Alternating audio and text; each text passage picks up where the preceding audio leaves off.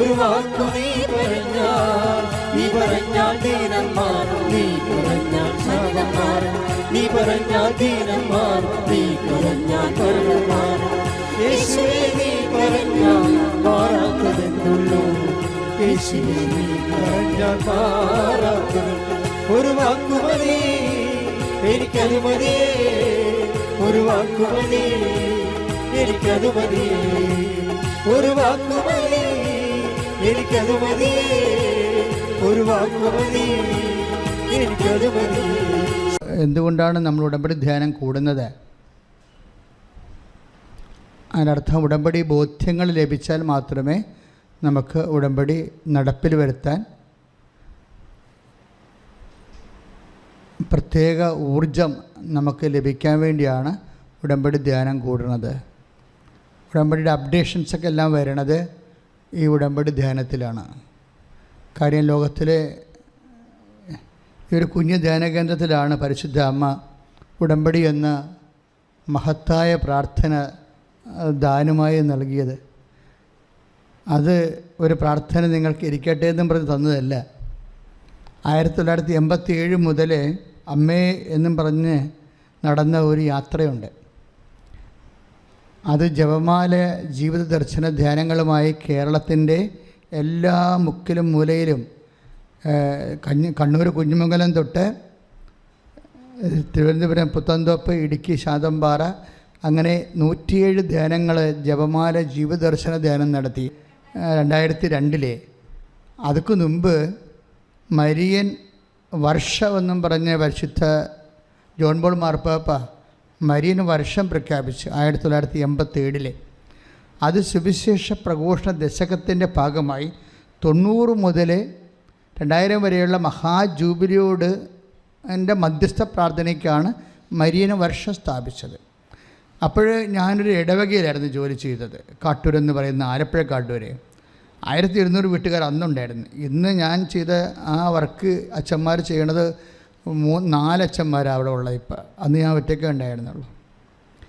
ഈ കാര്യം 1200 വീട് ഉണ്ട് വലിയ ആ ഇടവക. ഇപ്പം 3 ഇടവകയായി. അന്ന് ഈ വീടുകളിലെല്ലാം കയറി ഇറങ്ങിയിട്ടുണ്ട്. എന്തിനാണെന്നറിയോ? മാതാവിൻ്റെ തിരുസ്വരൂപം വഹിച്ചുകൊണ്ട് ഘോഷയാത്ര വരുന്നു, പ്രാർത്ഥനയാത്ര വരുന്നു, നിങ്ങൾ സ്വീകരിക്കണമെന്ന് പറയാൻ വേണ്ടി വീടാൻ തുടങ്ങി കയറി ഇറങ്ങി ജപമാല ചെല്ല്. 2.5 മാസത്തെ മിഷൻ വർക്കാണ്. അപ്പം മാതാവ് ഒരു ആഗസ്റ്റ് 11-ാം തീയതി വന്ന് രാത്രി മാതാവിൻ്റെ തിരുസ്വരൂപം കൊണ്ട് കൊച്ചിയിൽ നിന്ന് ആലപ്പുഴയ്ക്ക് വന്ന യാത്രയിൽ ഈ ഇടവക്കാർ മുഴുവനും മെഴുകുതിരിയും കത്തിച്ച് രാത്രി റോഡിൽ വരും 7000-ഓളം പേര്. അപ്പം നമ്മൾ നടന്നൊരു വഴി പെട്ടെന്ന് നിങ്ങൾക്ക് ഒന്ന് പെട്ടെന്ന് മനസ്സിലാകാൻ വേണ്ടിയാണ്. എന്തുകൊണ്ടാണ് ഉടമ്പടിയൊക്കെ നിങ്ങൾ ലൈറ്റേക്കാൻ്റെ പേര് റിക്വസ്റ്റ് എന്നും പറഞ്ഞ് ചുമ്മാ ഒരു റിക്വസ്റ്റ് ഇടുമ്പോൾ തന്നെ എന്തുകൊണ്ടാണ്? ഇപ്പോൾ കഴിഞ്ഞ ദിവസം കെസിയ എന്നും പറഞ്ഞ ഒരു സഹോദരി ഒരു സാക്ഷ്യം പറഞ്ഞിവിടെ നിങ്ങൾ കേട്ട് കാണും അല്ലേ? കെസിയയുടെ സാക്ഷ്യം. അവർക്ക് ലിംഫോമയാണ്. അവർ UK ഉള്ളത്. അപ്പോൾ ലിംഫോമ ആയത് എന്ന് വെച്ചാൽ അത് ക്യാൻസറാണ്. അപ്പോൾ അവരുടെ അമ്മയാണ് ഇവിടെ ഉടമ്പടി ചെയ്തത്. ഉടമ്പടി ചെയ്തിട്ട് വളരെ അവരുടെ അവസ്ഥ അറിയാമല്ലോ. ഒരു ആകപ്പാടൊരു മകളുള്ളത്. ഇങ്ങനെ അതായത് അവർ കൊണ്ടുവന്ന് എൻ്റെ അടുത്ത് തരണത്, അച്ഛാ എൻ്റെ മകൾക്ക് ക്യാൻസറാണ്, പക്ഷേ അവളിവിടെ ഇല്ല, അവൾ UK അവളുടെ ഫോട്ടോയാണെന്ന് പറയും. ഫോട്ടോയാണെന്ന് പറഞ്ഞ് എനിക്ക് തരണത് ഒരു മൊബൈലാണ്. അപ്പം മൊബൈൽ ഞാൻ പരിശുദ്ധ അമ്മയുടെ രൂപത്തിൽ വെച്ചിട്ട് ആ വെക്കണ സമയത്ത് തന്നെ അമ്മ ആ ഒരു മെസ്സേജ് പറയും, ഇവൾക്ക് കുഴപ്പമൊന്നുമില്ല, ഇവളുടെ അമ്മയ്ക്കാണ് അസുഖമെന്ന് പറയും. ഉടനെ ഞാൻ വന്നിട്ട് ഉടനെ കെസിയയുടെ അമ്മയോട് പറയും, ചേച്ചി അവർ എങ്ങനെയാലും 10-60 വയസ്സ് കൂടുതലുള്ളതാണ്. ഞാൻ പറഞ്ഞു, ചേച്ചി കെസിയയ്ക്ക് പ്രശ്നങ്ങളൊന്നുമില്ലെന്ന് അമ്മ പറഞ്ഞിട്ടുണ്ട്. പിന്നെ അവിടെ നിങ്ങൾ ശ്രദ്ധിക്കണമെന്ന് പറഞ്ഞ് നിങ്ങൾക്ക് അസുഖമുണ്ടെന്ന് പറഞ്ഞു. അസുഖമുണ്ടെന്ന് ഞാൻ നേരിട്ട് പറഞ്ഞു, നിങ്ങൾ ശ്രദ്ധിക്കാൻ പറഞ്ഞിട്ടുണ്ടെന്ന് പറഞ്ഞു. പക്ഷേ അങ്ങ് അസുഖമുണ്ടെന്ന് പറഞ്ഞാൽ അവർ വേണേൽ പ്ലസ്സിൽ ഇവിടെ വീഴും, അത് പറഞ്ഞില്ല. പക്ഷേ ഒരു കുറച്ച് നാളിനുള്ളിൽ ലിംഫോമയിൽ ലോകത്തിലെ 2ാമത്തെ ഡോക്ടറാണ് അവളെ ചികിത്സിക്കണമെന്ന് അവൾ പറഞ്ഞത്. 7 പെറ്റ് സ്കാനുകൾ ഇങ്ങനെ 1 by 1 ആയിട്ട് ഇങ്ങനെ ചെയ്തു, 4 ചെയ്തുകൊണ്ടിരിക്കുകയാണ്. അതിലെല്ലാം ഉണ്ടെന്ന് തന്നെയാണ് പറയണത്. പക്ഷേ ഇവൾ വിശ്വസിക്കണത് എന്താണ്? മാതാവ് പറഞ്ഞിട്ടുണ്ട് ഇല്ലെന്ന്. അതാണ് വിഷയം. ശാസ്ത്രം ഇങ്ങനെ ഓരോ കാര്യം പറയുമ്പോൾ ആ വ്യക്തി അവിടെ ലോജിക്ക് എന്ന് പറയണത് നമ്മുടെ റീസണ്, യുക്തിയെ വിശ്വാസം കൊണ്ട് വെട്ടാൻ പറ്റും. പലർക്കും വരുന്ന വിഷയം പലരുടെ യുക്തിയെ കൊണ്ട് വിശ്വാസം വെട്ടുകയാണ് ചെയ്യണത്. ഇവിടുന്ന് നിങ്ങൾ രക്ഷപ്പെടണം. ഇതൊരു സർക്കിളാണ്. സ്പിരിച്വലിൻ്റെ ഒരു മേഖലയുടെ ഒരു സർക്കിള്, വിഷമസന്ധിയാണ്. പലപ്പോഴും വിശ്വാസത്തെക്കാളുപർ റീസൺ ഇങ്ങനെ കയറി നിൽക്കും. എന്നിട്ട് യുക്തി വിശ്വാസത്തെ വെട്ടിക്കൊണ്ടിരിക്കും. എന്നിട്ട് നിങ്ങളുടെ വിശ്വാസ ജീവിതം ഇങ്ങനെ മരിച്ചുകൊണ്ടിരിക്കുക. പക്ഷേ അതിന് പകരം തിരിച്ചു വരണം. ഈ വിശ്വാസം യുക്തിയേക്കാൾ ശക്തി പ്രാപിച്ചിട്ട് യുക്തിയെ വെട്ടിക്കൊണ്ടിരിക്കണം. എന്നിട്ട് വിശ്വാസം നിങ്ങളിൽ ശക്തി പ്രാപിച്ചുകൊണ്ടിരിക്കണം. എന്താ അങ്ങനെ പറയാൻ കാരണം വെച്ച് കഴിഞ്ഞാൽ, കഴിഞ്ഞ ദിവസങ്ങളിൽ ഒരു നേഴ്സിംഗ് പ്രൊഫസർ ഒരു സാക്ഷ്യം പറഞ്ഞിവിടെ. അവരുടെ സാക്ഷ്യം യൂട്യൂബിൽ കിടക്കുന്നുണ്ട്. അവരുടെ സാക്ഷ്യം, അവരുടെ കുഞ്ഞിനെ അബ്ഡോമനിൽ എന്തോ ഭയങ്കരമായ ആ രോഗത്തിൻ്റെ പേരെനിക്കറിയത്തില്ല, ഓട്ടോ ഇമ്മ്യൂൺ ഡിസീസാണ്. എന്നുവെച്ചാൽ നമ്മുടെ കോശങ്ങളെ തിന്നുകൊണ്ടിരിക്കണം. ദാറ്റ് മീൻസ് കൊളാപ്സ് ആകും കൊച്ച്. അപ്പോൾ ഇവൾക്ക് അവളുടെ കുട്ടിക്ക് ഈ കോശങ്ങളെ ഇങ്ങനെ കൊളാപ്സ് ആയിക്കൊണ്ടിരിക്കുന്ന കാരണം കുടലെല്ലാം അജീർണം ബാധിച്ച്, പിന്നെ കുഞ്ഞ് വെയിറ്റ് ലൂസ് ചെയ്ത് മരുന്ന് പിടിക്കണില്ല, ഭക്ഷണം പിടിക്കണില്ല, കുഞ്ഞ് മരിച്ചുകൊണ്ടിരിക്കുന്ന അവസ്ഥ. അപ്പോൾ എന്ത് ചെയ്യുകയാണെന്ന് വെച്ചാൽ, അവൾക്ക് നഴ്സിംഗ് പ്രൊഫസറായത് കാരണം അവൾ പറയണത്, അമ്മ അവളോട് പറയുന്നുണ്ട് ഉടമ്പടി എടുത്ത് പ്രാർത്ഥിക്കുമ്പോളെ ലൈറ്റ് ആൻഡ് പേർ റിക്വസ്റ്റഡ് എന്നൊക്കെ പറയുമ്പോഴേ അവൾ ചിന്തിക്കണമെന്ന് വെച്ചാൽ അവൾ പറഞ്ഞു ആ ലോജിക്ക് എനിക്ക് മനസ്സിലാകണില്ല. അവർ പറഞ്ഞ നഴ്സിംഗ് പ്രൊഫസർ പറയണത് ആ ലോജിക്ക് എനിക്ക് പിടികിട്ടില്ല, എൻ്റെ കുഞ്ഞ് മരിച്ചുകൊണ്ടിരിക്കുന്നത്, ദാറ്റ്സ് ഓക്കെ. പക്ഷേ ഈ ലൈറ്റ് ആൻഡ് ഞാനൊരു വേറെ ഭൂഖണ്ഡത്തിരുന്നുകൊണ്ട് ഇവിടെ ആലപ്പുഴ ഒരു മാതാവുണ്ട്, അവിടെ കൊണ്ടുവന്ന് ലൈറ്റ് ആൻഡ് പേർ റിക്വസ്റ്റിന് കമ്പ്യൂട്ടറിൽ ഞാനൊരു ആപ്ലിക്കേഷൻ നടത്തിയാൽ എങ്ങനെയാണ് എൻ്റെ കുഞ്ഞ് സുഖപ്പെടുന്നത്? ഇങ്ങനെ അതാണ് അവൾ പറയണത്. അവൾ ഇവിടെ സാക്ഷ്യം, കുഞ്ഞിനെ കൊണ്ട് സാക്ഷ്യം പറയുമ്പോൾ അവൾ ആദ്യം പറഞ്ഞത്, നഴ്സിംഗ് പ്രൊഫസർ സാക്ഷ്യം പറഞ്ഞത് ആ ലോജിക്ക് എനിക്ക് പിടികിട്ടണില്ല എന്നാണ്. ഞാൻ എന്ത് ചെയ്തു, എനിക്ക് പിടികിട്ടുന്ന ചില ലോജിക്കുകളുണ്ട്, ശാസ്ത്രം പറഞ്ഞു തന്നിട്ടുള്ള ലോജിക്കുകളുണ്ട്. അത് ഞാൻ ഗൂഗിൾ സെർച്ച് ചെയ്തിട്ട് ഞാൻ 1 by 1 ആയിട്ട് ഇങ്ങനെ ഒരു ഓട്ടോ ഇമ്മ്യൂൺ ഡിസീസ് ഇൻഡൈജഷനിൽ ഉണ്ടായിക്കഴിഞ്ഞാൽ ഞാൻ എന്താണ് ചെയ്യേണ്ടത്, ഡോക്ടേഴ്സ് എന്താ പ്രിസ്ക്രൈബ് ചെയ്യണത്, ഓരോ വെബ്സൈറ്റും ഞാൻ അന്വേഷിച്ചു എന്താ പ്രിസ്ക്രൈബ് ചെയ്യപ്പെടുന്നത്. അതിന് പറ്റുന്ന രീതിയിൽ ഞാൻ എൻ്റെ കുഞ്ഞിന് ആഹാരം ക്രമീകരിച്ചു, മരുന്നിനെ ക്രമീകരിച്ചു. പക്ഷേ നോ യൂസ്. 3 മാസം അങ്ങനെ ഞാൻ ഈ ഗൂഗിൾ സെർച്ച് ചെയ്ത് ഡോക്ടേഴ്സിൻ്റെ, ഞാൻ ചികിത്സിക്കുന്ന ഡോക്ടേഴ്സിൻ്റെ ഇൻസ്ട്രക്ഷൻ കിട്ടി പോയിട്ടും എൻ്റെ കുഞ്ഞിങ്ങനെ ഡൗണായി വന്നേക്കുള്ള ഒരു മാർഗമൊന്നുമില്ല. അങ്ങനെ മാർഗ സമയത്താണ് ഞാൻ അമ്മയെ കൊണ്ട് ഉടമ്പടി ചെയ്യിക്കണത്. ഉടമ്പടി ചെയ്ത് ഞാൻ തന്നെ ഒരു നേർച്ച നേർന്നു, ഞാൻ നാട്ടിൽ വരുമ്പോൾ ഇവിടെ വന്ന് അമ്മയുടെ അടുത്ത് വന്ന് ഉടമ്പടി ചെയ്തോളാമെന്ന് നമ്മൾ ഓഫർ ചെയ്യുമ്പോൾ വരുന്ന ഒരു വിഷയം, അത് ചെയ്ത പോലെയാവും.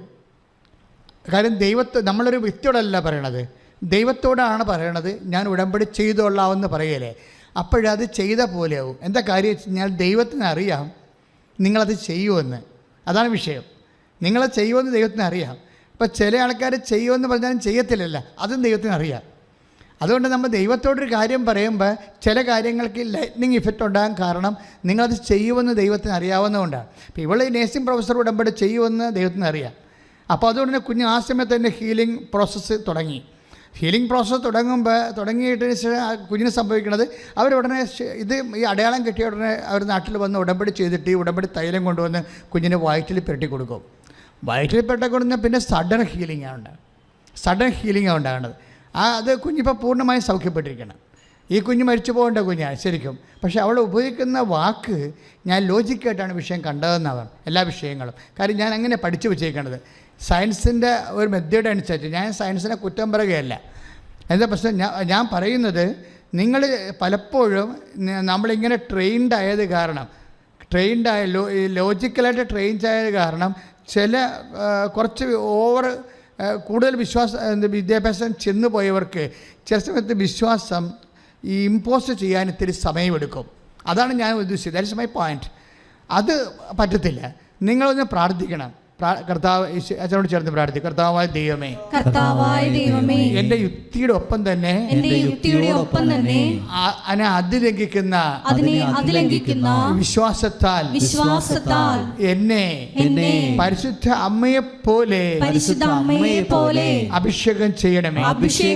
എന്റെ യുക്തിയേക്കാൾ എന്നിൽ വിശ്വാസം ദൈവമേ അങ്ങ് വളർത്തിയെടുത്തുകൊണ്ട് വിശ്വാസ പ്രയോഗത്തിലെ എനിക്ക് ബോധ്യങ്ങൾ നൽകണമേ.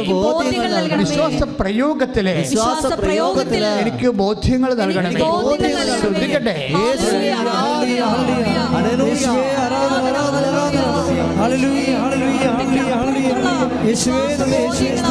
ഞങ്ങളെ ധന്യരാക്കണമേ. ഹല്ലേലൂയ.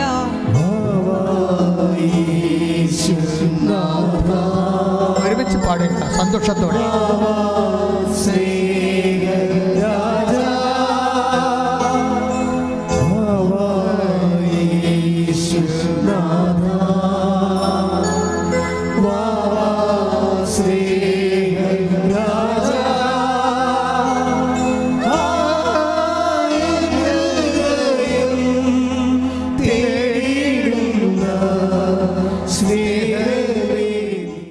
മനസ്സ് ഓൺലൈനിലിരിക്കുന്നവരായാലും ശരി, ഇവിടെ പിൽഗ്രിമിലിരിക്കുന്നവരായാലും ശരി, നിങ്ങളുടെ മനസ്സ് ഈ ആരാധനയ്ക്ക് സെറ്റ് ചെയ്യാൻ വേണ്ടി ശ്രദ്ധിക്കണം കേട്ടോ. മനസ്സ് ആരാധനയ്ക്ക്, കാരണം ഈ ആരാധന സമയങ്ങളിലാണ് കർത്താവ് വലിയ അടയാളങ്ങൾ നൽകുന്നത്. അതുകൊണ്ട് തന്നെ ഇപ്പോഴേ ഈശോ കാണിച്ചത് ഹൃദയമാണ് കാണിച്ചത്. ഹൃദയം എന്ന് പറഞ്ഞു കഴിഞ്ഞാൽ ഒരു വലിയ പഴയ ഒരു ഹൃദയമാണ്. പ്രായമുള്ള ആളാണെന്ന് തോന്നണേ. അപ്പം അങ്ങനെ വരുമ്പോഴുണ്ടാകുന്ന വിഷയം, അവർ അങ്ങനെ പ്രായമുള്ളവർക്ക് ഹൃദയത്തിന് അസ്വസ്ഥത ഉള്ളവരാണെങ്കിൽ ഈ സമയത്ത് അവർക്ക് നെഞ്ച് പൊത്തി പിടിച്ചുകൊണ്ട് വിശ്വാസപ്രമാണം ചെല്ലാം. മറ്റുള്ളവർ സ്തുതിക്കട്ടെ സ്തുതിക്കട്ടെ ഹല്ലേലൂയ. കർത്താവേ, ഹൃദയാഘാതം വന്നവരെ, ഹൃദയാഘാതം വന്നവരെ സ്പർശിക്കണമെന്ന് പ്രാർത്ഥിക്കുന്ന ബ്ലോക്കുകൾ വീക്കായവരെ, ബ്ലോക്കുകൾ കർത്താവെ, വാൽവുകൾ വീക്കായവരെ, വാൽവിന് ബ്ലോക്ക് വന്നവരെ, അതിന് മരുന്ന് കഴിച്ചുകൊണ്ടിരിക്കുന്നവരെ, കർത്താവെ, പ്രഷർ കൂടിപ്പോയവരെ, എപ്പോഴും പ്രഷർ കൺട്രോൾ ചെയ്യാൻ പറ്റാത്തവരെ, മരുന്ന് കഴിച്ചിട്ടും പ്രഷർ കൺട്രോൾ ചെയ്യാൻ പറ്റാത്തവരെ, എപ്പോഴും തലവേദന ഉള്ളവരെ, അതിൻ്റെ പേരിൽ എപ്പോഴും കിടക്കേണ്ടി വരുന്നവരെ, ശ്വാസം കൃത്യമായിട്ട് കിട്ടാതെ വരുന്നവരെ എല്ലാവരും ആശീർവദിക്കണമേ. കർത്താവിൻ്റെ തിരുമുറിവാർന്ന വലത് കരത്താൽ കർത്താവെ ഈ ഹൃദയത്തെ സ്പർശിക്കണമേ. എല്ലാ ഹൃദ്രോഗികളെയും സ്പർശിക്കണമേ. എല്ലാ ഹൃദ്രോഗികളെയും സ്പർശിക്കണമേ. യേശുവിൻ്റെ ശക്തി മരുന്നോ ലേപനമല്ല കർത്താവേ, അങ്ങയുടെ വചനമാണല്ലോ അങ്ങയുടെ മക്കളെ സുഖപ്പെടുന്നത്. വചനത്തിൻ്റെ കരുത്താൽ, വചനത്തിൻ്റെ ശക്തിയാൽ ഹൃദയ രോഗങ്ങൾ, വചനത്തിൻ്റെ കരുത്താൽ, വചനത്തിൻ്റെ ശക്തിയാൽ ഹൃദയ രോഗങ്ങൾ യേശുനാമത്തിലെ ഇപ്പോൾ സൗഖ്യമാകട്ടെ, ഇപ്പോൾ സൗഖ്യമാകട്ടെ. ശ്രുതിക്കട്ടെ.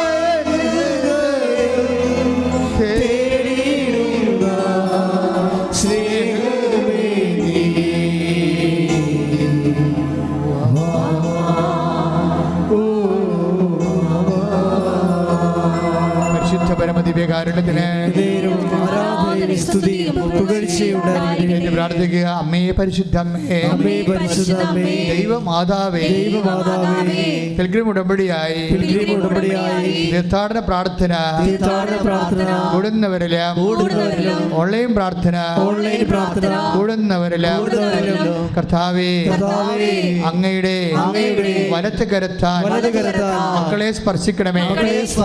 അവരുടെ ഭാരങ്ങളെ നീ ഏറ്റെടുക്കണമേ.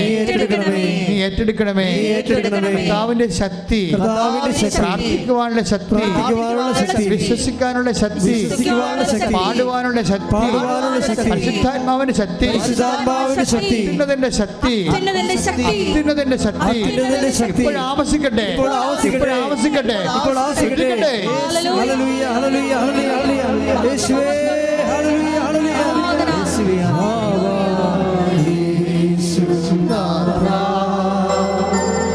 വാവാ ശ്രീ രാജാ,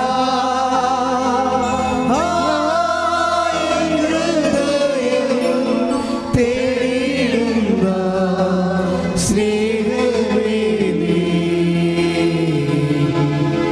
വാവാ, ഓ വാവാ, വാവാ യേശുനാഥാ,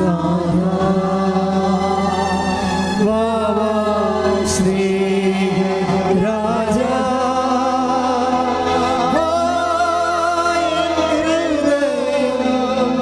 തേടിയുള്ള സ്നേഹമേ നീ. Praise the Lord. പ്രിയമുള്ളവരെ, നമ്മൾ കെസിയയുടെ സാക്ഷ്യം കേട്ടുകൊണ്ടിരിക്കുകയാണ്. ഇപ്പോൾ കെസിയയുടെ ഹസ്ബൻഡ് കെസിയോട് പറഞ്ഞു, നീ ഒരു പണി ചെയ്യ്, ലൈറ്റ് എ ക്യാൻഡിൽ പേർ റിക്വസ്റ്റ് ഇടാൻ പറഞ്ഞു. എന്തിനാണ്? ലാസ്റ്റ് ടെസ്റ്റ് വരുമ്പോൾ മാതാവ് കൃപാസനത്തിൽ നിൻ്റെ അമ്മയോട് പറഞ്ഞതുപോലെ, നമ്മുടെ അമ്മച്ചിയോട് പറഞ്ഞതുപോലെ നിനക്കൊരു കുഴപ്പമുണ്ടാകത്തില്ല. അങ്ങനെയാണെങ്കിൽ 10 ദിവസത്തിനുള്ളിൽ ഇംഗ്ലണ്ടിൽ നിന്ന് കൃപാസനത്തിൽ വന്ന് സാക്ഷ്യം പറയാൻ നമുക്കിന്ന് തന്നെ വിമാന ടിക്കറ്റ് ഇടുക എന്ന് പറഞ്ഞു.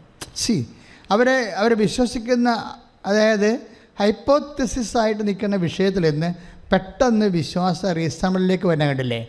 ഈ ഒരു ചേഞ്ചിങ് ഉണ്ടാകണം. ഒക്കണെ കൊള്ളാം എന്നൊക്കെ പറഞ്ഞുകൊണ്ട് നമ്മളിങ്ങനെ ഇങ്ങനെ ഹൈപ്പോത്തിസായിട്ട് നിൽക്കത്തില്ലേ? ഇതാണ് ഒരു വിശ്വാസത്തിൻ്റെ അപകട മേഖല. ഇവിടുന്ന് പെട്ടെന്ന് കെസിയുടെ ഹസ്ബൻഡിനെ പോലെ നിങ്ങൾ ചേഞ്ച് ചെയ്യണം. എന്താ ചേഞ്ച് ചെയ്യണത്? ഇന്ന് നീ ലൈറ്റക്കാൻ്റെ പെരക്കസിഡ് ടെസ്റ്റിന് പോയിക്കോ, അമ്മ അവിടെ വെച്ച് നമ്മുടെ അമ്മച്ചിയോട് പറഞ്ഞതുപോലെ നീ ഇന്ന് സുഖപ്പെടും. അങ്ങനെ 10 ദിവസത്തിനുള്ളിൽ നീ കൃപാസനത്തിൽ പോയി സാക്ഷ്യം പറയാം. അതാണ് സംഭവിച്ചത്. അവരപ്പോൾ തന്നെ ലൈറ്റക്കാൻ്റെ പെരക്കസിഡ്. എന്താ റിക്വസ്റ്റ് ഇടാൻ കാര്യം? ലൈറ്റക്കാൻ്റെ പെരക്കസിൻ്റെ ഗുണമെന്ന് പറയുന്നത്, നമ്മളൊരു 1.5 ലക്ഷം പേരെയാണ് ഒരു ജവമാല റാലിക്ക് പങ്കെടുക്കുന്നത്. കൃപാസനത്തിൻ്റെ ഒരു ജവമാല റാലിക്ക് ഒരു വർഷം പങ്കെടുക്കുന്നത് 1.5 ലക്ഷം പേരെ. ഇപ്പോൾ ഇനി ഒക്ടോബർ മാസം ആകുമ്പോൾ തുടങ്ങും. ഒക്ടോബർ മാസം ഡേറ്റ് ഈ മാസം ഞാൻ ഒരു 3 ദിവസമായിട്ട് ജവമാല റാലിയെക്കുറിച്ച് അമ്മയോട് ചോദിച്ചുകൊണ്ടിരിക്കുകയാണ്. അപ്പോൾ ഡേറ്റ് കിട്ടിയാൽ ഉടനെ നമ്മളതിൽ അനൗൺസ് ചെയ്യും. അപ്പോൾ അന്ന് മുതൽ നിങ്ങൾക്ക് പ്രാർത്ഥന ഇവിടുന്ന് പറഞ്ഞു തരും. അതിന് ഒരുങ്ങാൻ വേണ്ടി പറ്റും. അപ്പം അങ്ങനെ 1.5 ലക്ഷം പേര് 22 കിലോമീറ്റർ ജവമാല റാലി നടത്തി കഴിയുമ്പോൾ എങ്ങനെയായാലും നമുക്ക് 1-2 കോടി ജവമാല വരും. ഈ ജവമാലയാണ് നമ്മുടെ ആസ്തി എന്ന് പറയുന്നത്. ഇങ്ങനെ 87 മുതലുണ്ട്. ഇപ്പം ആൾ കൂടുതലാണെന്നേ ഉള്ളൂ. അന്നൊന്നും ആൾ ഇത്രയില്ല. അന്ന് 800 ആളൊക്കെ ഉണ്ടായിരുന്നു. 2002 ജവമാല മാതാവിനെ ഇവിടെ പ്രതിഷ്ഠിച്ച ദിവസമാണ് ജവമാല റാലി തുടങ്ങിയത്.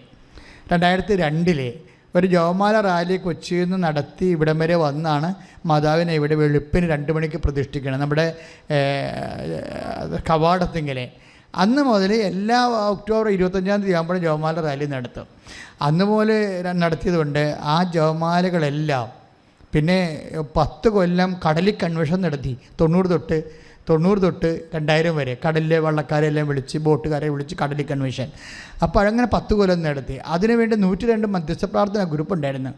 ഇതിനു വേണ്ടി മാത്രം മധ്യസ്ഥ പ്രാർത്ഥന നടത്താനുള്ള 10 കൊല്ലത്തോളം അവർ മധ്യസ്ഥ പ്രാർത്ഥന നടത്തി. അത് നമ്മുടെ ആസ്തിയാണ്. അതുകൊണ്ടാണ് ആൾക്കാർ മണ്ണിൽ ചവിട്ടുമ്പോൾ തന്നെ അമ്മ തീരുമാനം ഉണ്ടാക്കിയെന്ന് പറഞ്ഞതിൻ്റെ കാരണം എന്ന് വെച്ച് കഴിഞ്ഞാൽ ഇതിൻ്റെ മധ്യസ്ഥ പ്രാർത്ഥനയുടെ ആസ്തിയാണ്. ഇങ്ങനെ ഉണ്ടായ മധ്യസ്ഥ പ്രാർത്ഥന 2003 ജപമാല വർഷം വന്നപ്പോൾ ഞങ്ങളിവിടെ ഒരു കൂടാരം ഉണ്ടാക്കി, ജപമാല കൂടാരം ഉണ്ടാക്കിയിട്ട് ആ വർഷമാണ് ശാലവും ജപമാലക്കൊരു ധ്യാനകേന്ദ്രം എന്ന് പറഞ്ഞ് കൃപാസനത്തെ ബ്രാൻഡ് ചെയ്തത്. ഫ്രണ്ട് പേജിൽ തന്നെ ഒരു ആർട്ടിക്കിൾ ഇട്ട് സൺഡേ ശാലോമിൽ കൃപാസനം ജപമാലക്കൊരു ധ്യാനകേന്ദ്രം. സത്യമായ കാര്യമാണത്. കാര്യം വെച്ച് കഴിഞ്ഞാൽ ഞാൻ ഈ മാർപ്പാപ്പ 4ാമത്തെ ദിവരഹസ്യം, പ്രകാശ ദിവരഹസ്യം ഉണ്ടാക്കുന്നതിന് മുമ്പ് ആലുവ സെമിനാരി ഞാൻ 2001 പോയിട്ട് അവിടുത്തെ ലൈബ്രറിയിൽ നിന്ന് മാതാവിൻ്റെ പടങ്ങളെല്ലാം എടുത്ത്, മാതാവിൻ്റെ ദിവരഹസ്യങ്ങളുടെ പടങ്ങളെല്ലാം പുസ്തകത്തിൽ നിന്ന് ഒരു ആലപ്പുഴയിൽ നിന്നൊരു ഫോട്ടോഗ്രാഫറിനെയും കൊണ്ട് ആലുവ സെമിനാരിൽ ചെന്നിട്ട് അവിടുന്ന് ലൈബ്രറിയിൽ നിന്ന് മാതാവിൻ്റെ പടങ്ങളെല്ലാം എടുത്തു. എന്തെന്ന് വെച്ച് കഴിഞ്ഞാൽ ആ ഫോട്ടോഗ്രാഫർ സ്ലൈഡ് ഫോട്ടോഗ്രാഫറാണ്. പണ്ടത്തെ സൈഡുണ്ടല്ലോ, ഇപ്പോൾ സൈഡൊന്നും ഇല്ല. അതിനൊരു പ്രൊജക്ടർ സംഘടിപ്പിച്ചിട്ടാണ് ഈ കേരളത്തിലെല്ലാം ജപമാല ധ്യാനം നടത്തിക്കൊണ്ടിരുന്നത്. ഓരോ ജപമാല ധ്യാനത്തിൻ്റെ രഹസ്യങ്ങൾ അനൗൺസ് ചെയ്യുമ്പോൾ അതിനെക്കുറിച്ച് ധ്യാനിപ്പിക്കുന്നതിന് മുമ്പ് പ്രൊജക്ടറിൽ സ്ക്രീനിൽ പ്ലേ ചെയ്യും 2001. അപ്പോൾ ഇങ്ങനെ മാതാവിൻ്റെ കൂടെ നടക്കിയിരുന്നത്.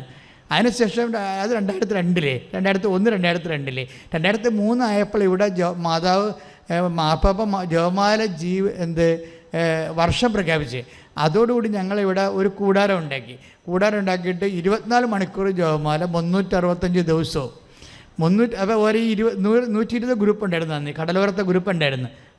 കടലോര കൺവെൻഷൻ്റെ ഗ്രൂപ്പുകളൊക്കെ നിലനിൽപ്പുണ്ടായിരുന്നു. അവരെ വിളിച്ചിട്ട് ഇവിടെ രാത്രിയും പകരും 365 ദിവസം വെച്ചാൽ ഒക്ടോബർ 25 തുടങ്ങി. എന്നിട്ട് ഡിസംബർ അടുത്ത 2004 ഒക്ടോബർ 25 അവസാനിച്ച്. ആ ഗ്രൂപ്പ് രാത്രിയുണ്ട് പകലും ഉണ്ടായിരുന്നു, 24 മണിക്കൂറാണ്. അപ്പോൾ 24 മണിക്കൂറും ഒരു വർഷം മുഴുവനും ജപമാല നടത്തി അങ്ങനെ 2004 ഒക്ടോബർ 25 അത് സ്റ്റോപ്പ് ചെയ്യുകയും 2004 ഒക്ടോബർ, നവംബർ, ഡിസംബർ 7 ആയപ്പോഴാണ് അമ്മ പ്രത്യക്ഷപ്പെട്ടത്. അതായത് ഇതുപോലെ സിൽവർ ഗ്രേയിൽ സമയഘടികാരം നെഞ്ചിൽ ചാർത്തി ദുരന്തമുണ്ടാകുമ്പോൾ പ്രാർത്ഥിക്കണമെന്ന് പറഞ്ഞ്. കാര്യം പ്രാർത്ഥന എന്താ വെച്ചാൽ പ്രാർത്ഥന തന്നെയായിരുന്നു നമ്മുടെ ജോലി. ഈ കാലങ്ങളിലെല്ലാം ജോലി അത് തന്നെയായിരുന്നു. അമ്മ ദുരന്തമുണ്ടാകാൻ പോണ പ്രാർത്ഥിക്കണമെന്ന് പറഞ്ഞപ്പോഴും ഞങ്ങൾ ആൾക്കാരെ വിളിച്ചിട്ട് ഈ ഗ്രൂപ്പുകാരെ വിളിച്ചിട്ട് പറഞ്ഞ് അമ്മ ഇങ്ങനെ പ്രത്യക്ഷപ്പെട്ടു. അപ്പോൾ അന്ന് 2000 ആൾക്കാരുണ്ടായിരുന്നു ഇവിടെ. ഞാൻ മാത്രമേ അമ്മയെ കണ്ടുള്ളൂ സിൽവർ ഗ്രേയിൽ. എൻ്റെ ഒരു ടൈപ്പാണ്, ഒരു മാതൃകയാണ് ആ മുറിയിരിക്കുന്നത്. നടുക്ക് ഒരു സമയഘടികാരം ചാർത്തിയ മുറി, 10-8 സൂചി. അപ്പോൾ ഞാൻ ആൾക്കാരോട് പറഞ്ഞു, അമ്മ നിൽക്കുന്നു, നെഞ്ചിലൊരു സമയഘടികാരം കാണിക്കണം, 10-8 സൂചി കാണിക്കണമെന്ന്. എന്ത് ദുരന്തം ഉണ്ടാകാൻ പോകണം, പ്രാർത്ഥിക്കണമെന്ന് പറയുന്നു. അമ്മ പറഞ്ഞില്ല സത്യം, പരിശുദ്ധാത്മാവ് എൻ്റെ മനസ്സിൽ തോന്നിച്ചതാണ് അത്. പക്ഷേ ഞങ്ങളത് സീരിയസ് ആയിട്ട് എടുത്ത് അന്ന് തന്നെ കമ്മിറ്റി കൂടി തീരുമാനിച്ചിട്ട് ഡിസംബർ 23 ഈ തിരികളെല്ലാം മേടി 120 തിരി വാങ്ങിച്ചു. പച്ചത്തിരി എന്നല്ല മേടി, പച്ചത്തിരി പറഞ്ഞില്ലായിരുന്നു. കിട്ടിയത് തിരി പച്ചയായി പോയതാ, മാർക്കറ്റിൽ നിന്ന് കിട്ടിയ തിരി പച്ചയായി പോയതാ. ആ പച്ചത്തിരിയാണ് കിട്ടിയത് നമുക്ക്. അതിവിടെ കൊണ്ടുവന്ന് വെഞ്ചരിച്ച ആൾക്കാർക്ക് കൊടുത്ത് അന്ന്. എന്നിട്ട് പറഞ്ഞ് ഇത് എന്ത് ദുരന്തമുണ്ടാകാൻ പോകുന്നത് നമുക്കറിയില്ല, നിങ്ങൾ പ്രാർത്ഥിക്കണം നമ്മൾ പറഞ്ഞിട്ടുണ്ട്, ഇതുകൊണ്ട് വെച്ച് പ്രാർത്ഥിക്കാൻ പറഞ്ഞു. അപ്പോൾ കടലോരത്തെ ഗ്രൂപ്പ് കടലോരത്ത് തന്നെയാണ് പ്രാർത്ഥിച്ചത്. അങ്ങനെ ഡിസംബർ 24 പ്രാർത്ഥിച്ചു, 25 പ്രാർത്ഥിച്ചു, 26 പ്രാർത്ഥിച്ചപ്പോഴാണ് മുമ്പാണ് സുനാമി വരണത്. 26 സുനാമി വന്നു. അപ്പോൾ ഇതിങ്ങനെ. പക്ഷേ ഞാൻ ആ സുനാമി ക്യാമ്പിലെല്ലാം പോയി വർക്ക് ചെയ്യുമായിരുന്നു. ഞാൻ സ്വന്തമായിട്ടൊരു ഇരിക്കണ അന്ന് ഫൊറോണ വികാരിയാണ്. ഫൊറോണ പള്ളിയിലൊരു ഗ്രൂപ്പ് ഉണ്ടാക്കി, ഒരു ക്യാമ്പ് ഉണ്ടാക്കി ആൾക്കാരെ അഭയാർത്ഥികളെ സ്വീകരിക്കാൻ. അപ്പോൾ ഞാൻ എൻ്റെ വർക്കിലേക്ക് നടന്ന് ഒരു 2-3 മാസം കൊണ്ട് സെറ്റ് ചെയ്തപ്പോൾ ഞാൻ പിന്നെ അത് വിട്ടു. പക്ഷേ അതുകൊണ്ട് ഇടയ്ക്ക് എൻ്റെ അനുഭവങ്ങൾ ഞാൻ പറയും ആൾക്കാരോട്. മരിയൻ കൃപാഭിഷേക ധ്യാനമെന്നും പറഞ്ഞൊരു തപസ് ധ്യാനം ഉണ്ടായിരുന്നു ഇവിടെ. അതിന് ഞാൻ എൻ്റെ അനുഭവങ്ങൾ പറയും, മാതാവിനെക്കുറിച്ചുള്ള അനുഭവങ്ങൾ ഞാൻ ആൾക്കാരോട് പറയും. പക്ഷേ അത് അനുഭവങ്ങളെ പറയത്തുള്ളൂ, അല്ലാതെ മാതാവ് പ്രത്യക്ഷപ്പെട്ട് ഇന്നത്തെ പോലെ പ്രചരിപ്പിക്കൊന്നുമില്ല. ഇന്നിപ്പോൾ ഈ പ്രത്യക്ഷീകരണ പ്രാർത്ഥനയിലൂടെ എല്ലാവരും പ്രാർത്ഥിക്കുമ്പോൾ തന്നെ അത് ആൾക്കാർക്ക് അതിനുവേണ്ടിയുള്ള മാതാവിൻ്റെ പ്രത്യക്ഷീകരണത്തിന് വേണ്ടിയാണല്ലോ പ്രാർത്ഥിക്കുന്ന ആൾക്കാർ. അതിൻ്റെ സ്ഥിരീകരണത്തിന് വേണ്ടി സഭ അത് പഠിക്കാൻ വേണ്ടിയാണ് പ്രാർത്ഥിക്കുന്നത്. പക്ഷേ എന്താ പ്രശ്നം വെച്ച് കഴിഞ്ഞാൽ ഇപ്പോഴേ ഈ 2015 ആയപ്പോൾ ഞാനിത് പ്രചരിപ്പിക്കാഞ്ഞതിൻ്റെ പേരിൽ മാതാവിൻ്റെ ഒരു ഇടപെടലുണ്ടായി. ഇതിൻ്റെ ഇടയ്ക്ക് വേറൊരു മിഷൻ, കോസ്റ്റൽ മിഷനോ ഒരു നമ്മളുടെ ഒരു വേറൊരു മിഷൻ ഉണ്ടായിരുന്നു. സഭയുടെ സാംസ്കാരിക കലാപേതരങ്ങളെ പുനരുജ്ജീവിപ്പിക്കാൻ വേണ്ടി 8 കലകൾ 9 കലകൾ സഭയ്ക്കുണ്ട്. അതെല്ലാം മൺമറഞ്ഞ് പോയതാണ്. ആ ചവിട്ട് നാടകം, പുത്തമ്പാനം, അമ്മാനം, ദേവാസ്ത വിളിപ്പിച്ചപ്പാട്ട്, പരിചയമുട്ടുകളി, അങ്ങനെ കുറേ അണ്ണായി പാട്ടുകൾ, അങ്ങനെ കുറേ കലകൾ. ഇതിനെല്ലാം പുനരുജ്ജീവിപ്പിക്കാൻ വേണ്ടി ഒരു മിഷൻ അമ്മ തന്ന കാരണം ഞാൻ അതിൻ്റെ മിഷൻ്റെ പുറകെ ഉണ്ടാക്കി. അതിനൊരു എൻസൈക്ലോപ്പീഡിയ ഉണ്ടാക്കി. ആ എൻസൈക്ലോപ്പീഡിയ കേന്ദ്ര ഗവൺമെൻറ് സീനിയർ ഫെലോഷിപ്പ് എനിക്ക് തന്നു, കേരള സാഹിത്യ അക്കാദമി അവാർഡ് തന്നു, വലിയ ബുക്കായിരുന്നു. അതിനാണ് ഇൻ്റർനാഷണൽ തമിഴ് യൂണിവേഴ്സിറ്റി എനിക്ക് ഡോക്ടറേറ്റ് തന്നത്. അതിൻ്റെ കൂടെ നടന്ന വർക്കാണ്. ഈ ഡോക്ടറേറ്റ് വാങ്ങിയ മധുരയിൽ ചെന്നപ്പോഴാണ് ഞാൻ പെട്ടെന്ന് ഞെട്ടിപ്പോയത്. കാര്യം വെച്ചാൽ ഇവിടം വരെ ഇങ്ങനെ എയർ ലിഫ്റ്റ് ചെയ്യണ പോലെ നമ്മൾ പോണത്. മാതാവുമായിട്ട് നിന്ന് കഴിഞ്ഞാൽ നമ്മൾ എങ്ങനെ ലിഫ്റ്റ് ചെയ്യുമെന്ന് നമുക്കറിയത്തില്ല. ഇന്ന് ഉടമ്പടിയിലൂടെ അനേക ആൾക്കാർ സംഭവിക്കണ ഇതാണ്, എയർ ലിഫ്റ്റാണ് സംഭവിക്കണത്. പൊക്കിക്കൊണ്ട് പോകും. നമ്മൾ വിചാരിക്കാത്ത സ്ഥലത്തേക്ക് പൊക്കിക്കൊണ്ട്, അത് ദൈവമായിട്ട് നടക്കുമ്പോൾ ഉണ്ടാകുന്നൊരു വിഷയമാണ്. ഈ ചിലർ പറയണില്ലേ, എംബസി ബ്ലോക്കായി കളഞ്ഞാ, പക്ഷേ ഞാൻ സെക്കൻഡുകൾക്കുള്ളിൽ അമ്മ അവിടെ ഒന്ന് തുറന്ന്. എങ്ങനെ വിഷയം? കമ്പ്യൂട്ടർ ബ്ലോക്കായാലും എവിടെയെല്ലാം ആളെത്തും, ഓൺ ദി സ്പോട്ടിലെത്തും. ഉടമ്പടി ഇത്രയും പവറായിട്ട് ലോഞ്ച് ചെയ്യണം കാര്യം, ഇതിൻ്റെ അകത്തെല്ലാം വന്നിരിക്കുന്നതിൻ്റെ പിന്നിലുള്ള ഒരു പ്രാർത്ഥനാ ജീവിതമുണ്ട്. എന്നുവെച്ചാൽ കലർപ്പില്ലാത്ത, നമ്മൾക്ക് നഷ്ടങ്ങൾ മാത്രമുള്ള, ഭൗതിക നഷ്ടങ്ങൾ മാത്രമുള്ള ഒരു പ്രാർത്ഥനാ ജീവിതം. പ്രാർത്ഥനാ ജീവിതം എപ്പോഴും നമുക്ക് ഭൗതിക നേട്ടങ്ങളല്ല മനുഷ്യനുണ്ടാക്കുന്നത്. കൃപാസനത്തിന് ഭൗതിക നഷ്ടങ്ങളാണ് ഉണ്ടായിരിക്കുന്നത്, എല്ലാ രീതിയിലും ഉണ്ടാകണം. നമ്മുടെ പ്രാർത്ഥനാ ജീവിതം, ഞാനിത് പഠിച്ചത്, നമുക്ക് നഷ്ടങ്ങൾ വരുത്തുന്ന പ്രാർത്ഥനാ ജീവിതം നിങ്ങൾ ചുണ്ണാമ്പ് തൊട്ട് വെക്കണം. അത് നാളെ കാലങ്ങളിൽ നിങ്ങളെ എയർലിഫ്റ്റ് ചെയ്യും, പൊക്കിയെടുത്തുകൊണ്ട് പോകും. കാര്യം എന്താണ്? അത് ദൈവം പിടിക്കണ സംഭവമാണ്. നമുക്ക് നേട്ടങ്ങൾ ഉണ്ടാക്കുന്ന പ്രാർത്ഥനാ ജീവിതം, അല്ലെങ്കിൽ നിങ്ങളുടെ കേട്ട പ്രാർത്ഥനയെക്കാളും വലുതാണ് കേൾക്കാത്ത പ്രാർത്ഥന. അതെപ്പോഴും ഓർത്തിരിക്കണം. അത് കേട്ട പ്രാർത്ഥന ആ വിഷയത്തെ കേട്ടില്ല എന്ന് വിചാരിച്ചുകൊണ്ട് നിങ്ങൾ ദൈവത്തോട് തർക്കത്തിന് പോകരുത്. ആ വിഷയത്തിലേക്ക് ഞാൻ തിരിച്ചു വരാം. കാര്യം തർക്കിക്കാതിരിക്കുന്നത് പോലും ഒരു മരിയൻ മിഷൻ്റെ ഭാഗമാണ്. പറഞ്ഞ മനസ്സിലായില്ലേ? ഇപ്പം നമ്മൾ വിശുദ്ധ ലൂക്കായുടെ സുവിശേഷം 2:19 2:51 എന്താ പറയണത്? അമ്മ തർക്കിച്ചില്ലെന്നാണ് പറയണത്. അമ്മ തർക്കിച്ചില്ല. ഒരു വിഷയം നിങ്ങൾക്ക് കിട്ടേണ്ടതാണ്, പക്ഷെ നിങ്ങൾക്ക് കിട്ടിയില്ല. തന്നെ ഓപ്പോസിറ്റായിട്ട് ഈ പ്രാർത്ഥന ഉടമ്പടി ഒന്നും ഇല്ലാത്ത ആൾക്കാർക്ക് കിട്ടുകയും ചെയ്യുമ്പോൾ സ്വാഭാവികമായി നമ്മുടെ ഉള്ളിൽ തർക്കം, പുറത്ത് പറഞ്ഞില്ലെങ്കിലും നമ്മുടെ ഉള്ളിൽ തർക്കങ്ങളുണ്ടാകും. അത് യേശു ചോദിക്കും, നിങ്ങളുടെ ഉള്ളിൽ തർക്കങ്ങൾ ഉയരണത് എന്തുകൊണ്ട്? ഈ ചോദ്യം യേശു ചോദിച്ച ഒരു ചോദ്യമാണ്. നിങ്ങളുടെ ഉള്ളിൽ തർക്കങ്ങൾ, ഇപ്പം നിങ്ങൾ ഒരു IELTS നിങ്ങൾ ആപ്ലിക്കേഷൻ വെച്ചു, MOH അതെന്തോ ആയിക്കോട്ടെ, അല്ലെങ്കിൽ RN, അല്ലെങ്കിൽ PR അല്ലെങ്കിൽ എന്തോ B1 B2 എന്തെങ്കിലും എക്സാമിന് നിങ്ങൾ ഇവിടെ ഉടമ്പടി ചെയ്തു. പക്ഷേ ഇതൊന്നും ചെയ്യാത്ത ആളെ പെട്ടെന്ന് ലിഫ്റ്റായിപ്പോയി, കണ്ടുപോയി. അപ്പം നിങ്ങളുടെ ഉള്ളിൽ എന്ത് വരും? തർക്കങ്ങളുണ്ടാകും. തർക്കങ്ങളുണ്ടാകുമ്പോൾ കർത്താവ് ചോദിക്കുന്ന ഒരു ചോദ്യമാണ്, എന്താണ്? നിങ്ങളുടെ ഉള്ളിൽ തർക്കങ്ങൾ ഉയരണത് എന്തുകൊണ്ട്? കാര്യം തർക്കമെന്ന് പറയണത് എപ്പോഴും വരുന്നത് ഈ ഒരു വിശ്വാസത്തിന് എതിരായ ഒരു സംഭവമാണ്. വിശ്വാസത്തിന് എതിരായ ഒരു സംഭവമാണ്. കാര്യം എന്ന് വെച്ച് കഴിഞ്ഞാൽ തർക്കം വരാൻ കാര്യം കമ്പാരിസൺ വരുന്നത് കൊണ്ടാണ്. മനസ്സിലായില്ലേ? നിങ്ങളിപ്പോൾ തർക്കം വരുമ്പോൾ, ഇപ്പോൾ നിങ്ങൾ വിവാഹം കഴിക്കാൻ വേണ്ടി ഒരു ജീവിത പങ്കാളിക്ക് വേണ്ടി അമ്മയോട് ഉടമ്പടി ചെയ്തിരിക്കുകയാണ്. കഴിഞ്ഞ ദിവസങ്ങളിൽ ഒരു 13 വർഷം മക്കളില്ലാത്ത ഒരാൾ വന്ന് ഇവിടെ ഉടമ്പടി ചെയ്തായിരുന്നു. അയാളൊരു വർഷം മുമ്പ് ഉടമ്പടി ചെയ്തതാണ്. 13 വർഷയുടെ മക്കളില്ല. അപ്പോൾ ഉടമ്പടി ചെയ്ത് കഴിയുമ്പോൾ ആ 2 മക്കളെ ഒരുമിച്ച് കൊടുത്തു. അപ്പം അതിന് ആ 2 കുഞ്ഞുങ്ങളെയും പിടിച്ചുകൊണ്ട് ഈ മനുഷ്യനിവിടെ നിന്ന് പറഞ്ഞത് വാക്ക്, ഞാൻ 13 വർഷം മക്കളില്ലാതെ അലഞ്ഞ്, അപ്പോൾ എനിക്ക് മനസ്സിലായി ഇനി ഉടമ്പടി മാത്രമേ മാർഗമുള്ളൂ. അപ്പം ഞാനും വൈഫും കൂടി വന്ന് മാതാവിൻ്റെ അടുക്ക ഉടമ്പടി ഒപ്പുവെച്ചു. ഉടമ്പടി മാതാവിൻ്റെ അടുത്ത് ഒപ്പുവെച്ചെന്ന് അദ്ദേഹം പറഞ്ഞത്. പക്ഷേ ഉടമ്പടി ഒപ്പുവെക്കണ ഈശോയുമായിട്ടാണ്. പക്ഷെ അദ്ദേഹത്തിൻ്റെ അറിവിന് അദ്ദേഹം പറഞ്ഞു, ഞാൻ മാതാവുമായിട്ട് ഉടമ്പടി ഒപ്പുവെച്ചെന്നാണ് പറഞ്ഞത്. അപ്പോൾ അദ്ദേഹം അത് സീരിയസ് ആയിട്ട് ചെയ്തിരിക്കുന്നത്, അല്ല ഉടമ്പടി ചെയ്തെന്നല്ല പറയണത്. അദ്ദേഹം പറഞ്ഞു, ഞാൻ 13 വർഷം മക്കളില്ലാതെ അലഞ്ഞു, അപ്പോൾ ഞാൻ വന്നു മാതാവുമായിട്ട് ഞങ്ങൾ ഉടമ്പടി ഒപ്പുവെച്ചു. അത് കേൾക്കുമ്പോൾ തന്നെ നമുക്കൊരു കോരിത്തെരിപ്പ് വരും. കാര്യം എന്താണ്? അയാളത് സീരിയസ് ആയിട്ടാണ് ചെയ്തിരിക്കുന്നത്. ഒരു ദൈവം, അതായത് ഉടമ്പടി എന്ന് പറയുന്നത് കൊണ്ടാണ് ഇത് കരാറെന്ന് പറഞ്ഞാൽ പോരെ? അത് കരാറല്ലേ നമ്മൾ ചെയ്യണത്. പക്ഷേ മനുഷ്യനുമായിട്ടുള്ള കാര്യങ്ങൾക്കാണ് കരാറ്. ബൈബിളിൽ ഒരു കക്ഷി ദൈവവും ഒരു കക്ഷി മനുഷ്യനും ഒരു കക്ഷി ദൈവമാകുമ്പോൾ ബൈബിൾ വിളിക്കുന്ന പേരാണ് ഉടമ്പടി എന്ന്. അപ്പോൾ നമ്മൾ കൃപാസനത്തിൽ ചെയ്യണത് ഉടമ്പടിയാണ്. അയാളാണ് എന്താ പറയണത്? ഞാൻ അമ്മയുമായിട്ട് ഉടമ്പടി വെച്ചു. അപ്പോഴേ വിതിൻ നോ ടൈം 2 കുഞ്ഞുങ്ങൾ അമ്മ തോന്നുന്നു. കാര്യം എന്താ? ദൈവം ഈ വാഗ്ദാനങ്ങളെ, ഉടമ്പടി നിലനിൽക്കണം എന്തിലാണ്? ഉടമ്പടി ഒരു പുതിയ പ്രാർത്ഥന അല്ല. ഉടമ്പടിയേ ഉള്ളല്ലോ ആദ്യകാലം മുതൽ എബ്രഹാത്തിനോട് ചെയ്ത സംഭവമാണിത്. ഉടമ്പടി എബ്രഹാത്തിനോട് ചെയ്ത്, മോസസിനോട് ചെയ്തു. എബ്രഹാത്തിനോട് ദൈവം ഉടമ്പടി ചെയ്യണ വാക്കാലാണ്, അല്ലേ? വാക്കാൽ പാട്ടം എന്ന് പറഞ്ഞ പോലെ വാക്കാൽ ഉടമ്പടി. അത് മോസസിൻ്റെ കാലം വരുമ്പോൾ എഴുതി കൊടുക്കുക, റിട്ടൺ ഉടമ്പടിയാകും.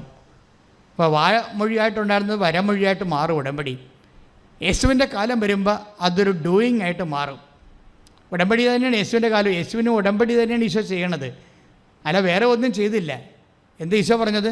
ഒരു പുതിയ ഉടമ്പടി എന്ന് പറയും. പഴയ ഉടമ്പടി നിലനിർത്തിക്കൊണ്ടത് പൗലോസ് അപ്പോസ്തലൻ പറയും, ഞാൻ പഴയത് റദ്ദ് ചെയ്തിട്ടില്ലെന്ന് പറയും. എന്നിട്ട് പുതിയ ഒരു ഉടമ്പടി ചെയ്യും. അത് ഉടമ്പടി, അത് എഴുത്തല്ല, ചെയ്ത്താണ്. ഇങ്ങനെ ഉടമ്പടി വരണത്. ഉടമ്പടി ആദ്യം വാക്കാൽ വരിക. അബ്രാഹത്തിനോട് വാക്കാലാണ് പറയണത്. മോസസിനോട് 10 പ്രമാണങ്ങൾ എഴുതി കൊടുത്തിട്ടുണ്ട്. പറയും, നീ ഭൂമിയിൽ ദീർഘകാലം ജീവിക്കണം, അതാണ് ഞാൻ ആഗ്രഹിക്കുന്നത്. അപ്പോൾ ദൈവത്തിൻ്റെ ആഗ്രഹം വ്യക്തമല്ലേ?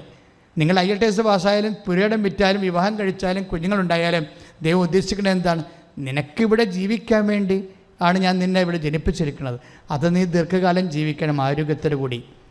അതിനു വേണ്ടി, അതാണ് അതിൻ്റെ വാഗ്ദാനം. നീ ഭൂമിയിൽ ദീർഘകാലം ജീവിക്കാൻ വേണ്ടി, പുറപ്പാട് പുസ്തകം എന്താ പറയണത്? നീ മാതാപിതാക്കന്മാരെ ബഹുമാനിക്കണം. അത് നിബന്ധനയാണ്. അപ്പം നിയോഗം ഉണ്ടായിക്കഴിഞ്ഞാൽ നിബന്ധന ഉണ്ടാവും. ഉടമ്പടിയുടെ ഒരു ഭാഗമാണ് ഈ വിളിക്കുന്ന മുമ്പേ ഉത്തരം അരുളണത്, ഈ അനുഗ്രഹത്തിനെ പ്രൊട്ടക്റ്റ് ചെയ്യണത്. ദൈവം ഈ അനുഗ്രഹത്തിന് 2 കണക്ഷനുണ്ട്.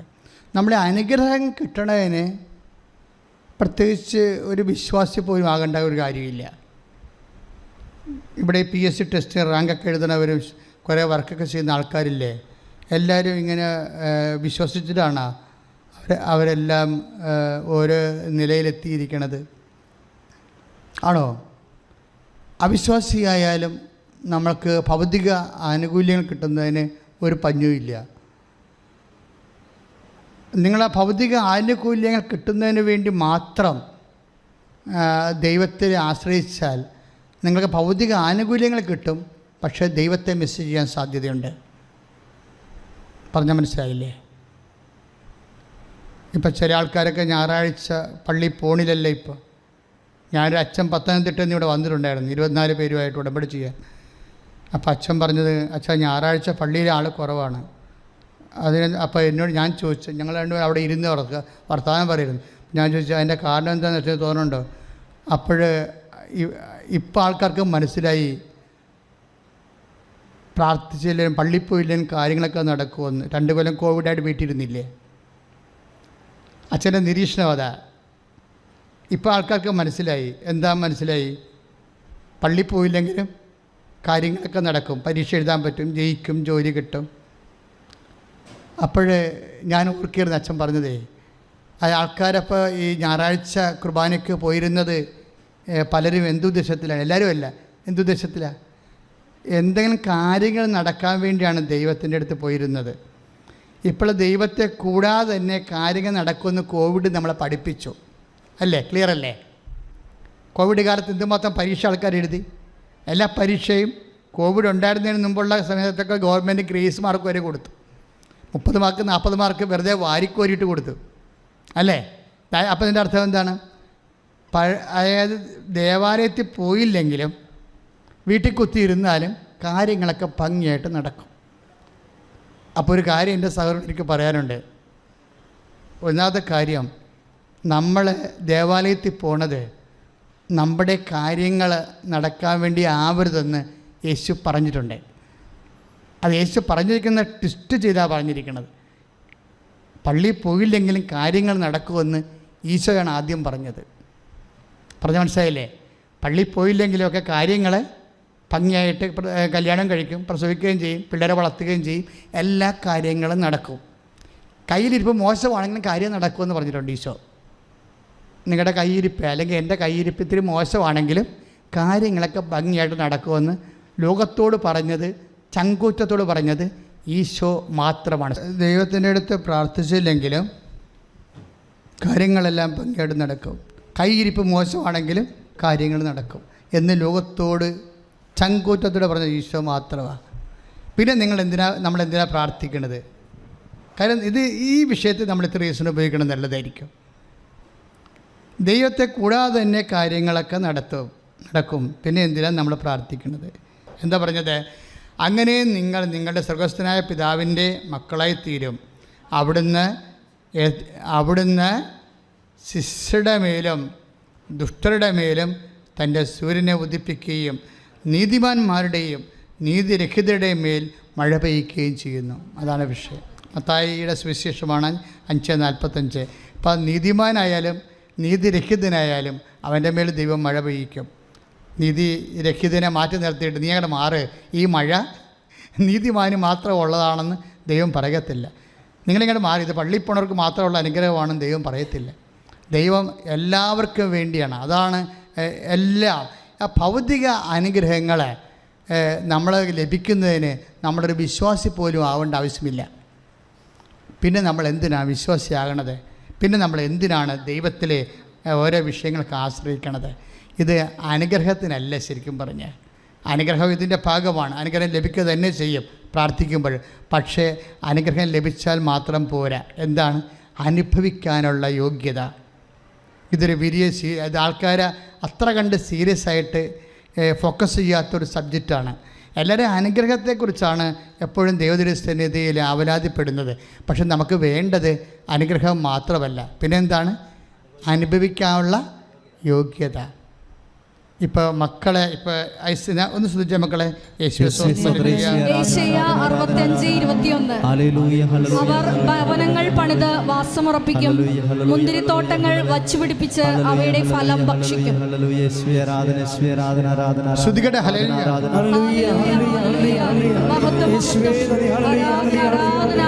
Hallelujah hallelujah.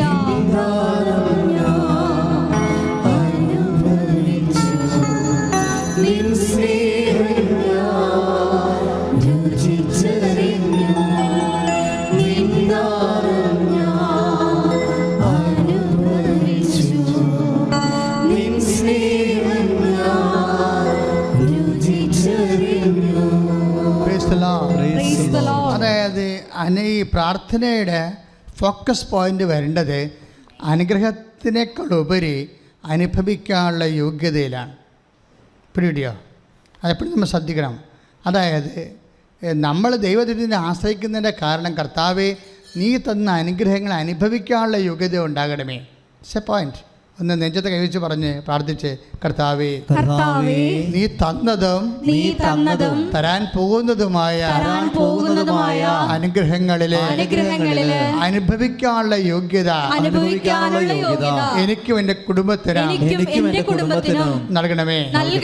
കർത്താവേ നീ തന്നതും തരാൻ പോകുന്നതുമായ അനുഗ്രഹങ്ങളിലെ അനുഭവിക്കാനുള്ള യോഗ്യത എനിക്കും എന്റെ കുടുംബത്തിനും നൽകണമേ. ഇതിപ്പോ മക്കളുണ്ടാകുന്ന കാര്യം തന്നെ എടുത്തു. മക്കളുണ്ടാകുന്ന കാര്യം, നിങ്ങൾ മക്കളെ വേണമെന്ന് പറഞ്ഞ് പ്രാർത്ഥിച്ചോ. ഇതിപ്പോൾ ഇന്നത്തെ സാക്ഷ്യം എന്താ? അവർക്ക് 5 വർഷമായിട്ട് മക്കളില്ല. 5 വർഷമായിട്ട്.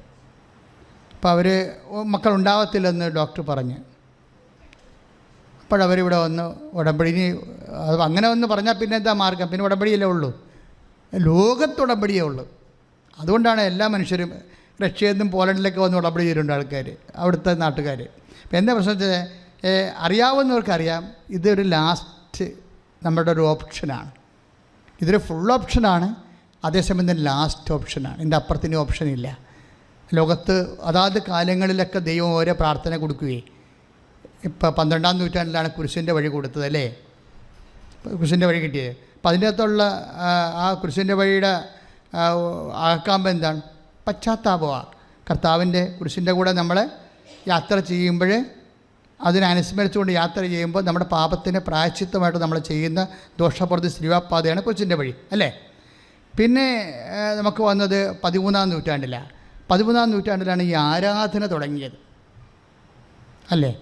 ആരാധന തുടങ്ങിയതിൻ്റെ എന്താണ്? ലംബാർഡ്സ്, വിസിഗോട്ട്സ്, മോർസ്, അങ്ങനെയുള്ള കൊലപാതക വർഗങ്ങൾ, ഭീകരപ്രവർത്തകന്മാർ, അത് ഇന്നും ഉണ്ടല്ലോ, ഈ കാലങ്ങളിലും ഉണ്ട്.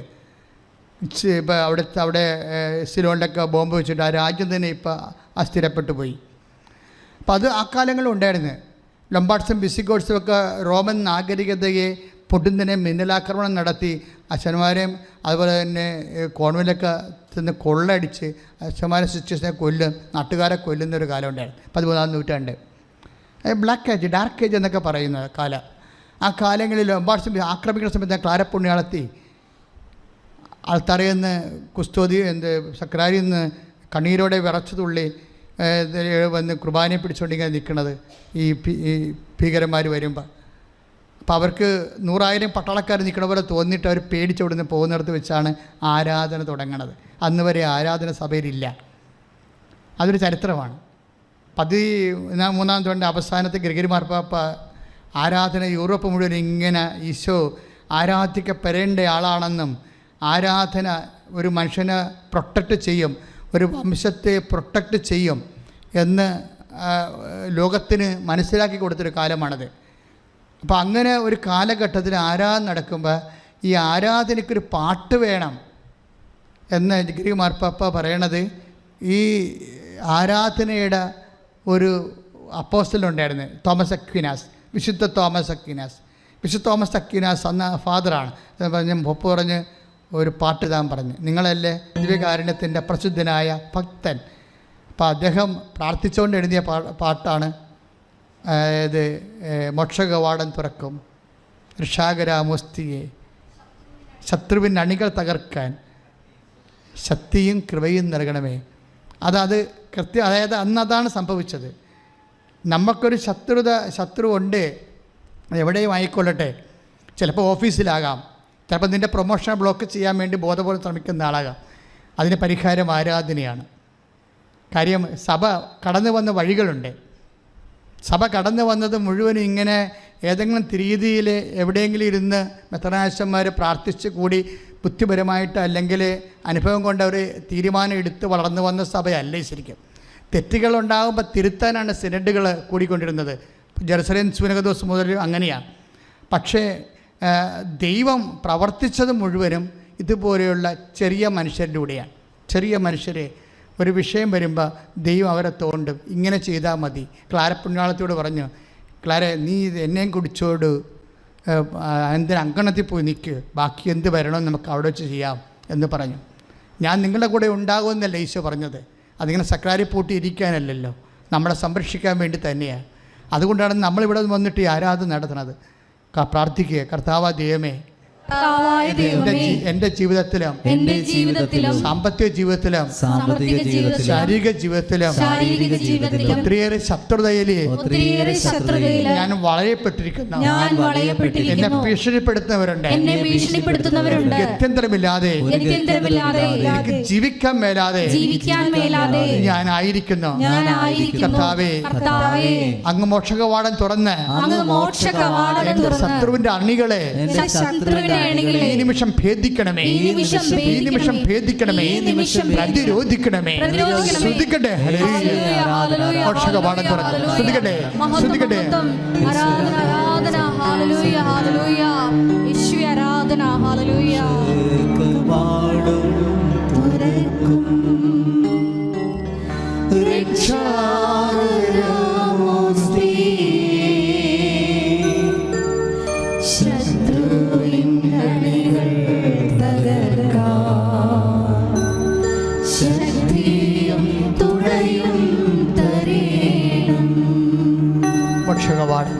പരിശുദ്ധ പരമദിവ്യകാരുണ്യത്തിന്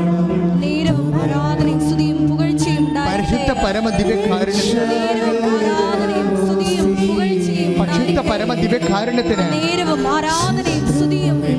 ഒരുമിച്ച് പാടുക, സ്വരത്തിൽ പാടുക. മോക്ഷകവാടം തുറക്കും.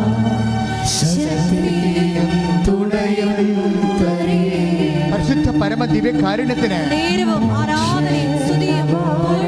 പരിശുദ്ധ പരമദിവ്യകാരുണ്യത്തിന് പരിശുദ്ധ പരമദിവ്യകാരുണ്യത്തിന് പരിശുദ്ധ പരമദിവ്യകാരുണ്യത്തിന് ശ്രുതികട്ടെ, ശ്രുതികട്ടെ, ശ്രുതികട്ടെ. ഭാഷാപരത്തിൽ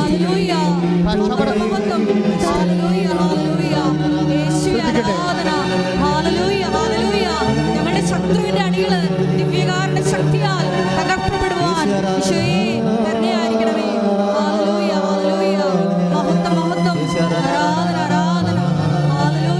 ഭാഷാപരത്തോടെ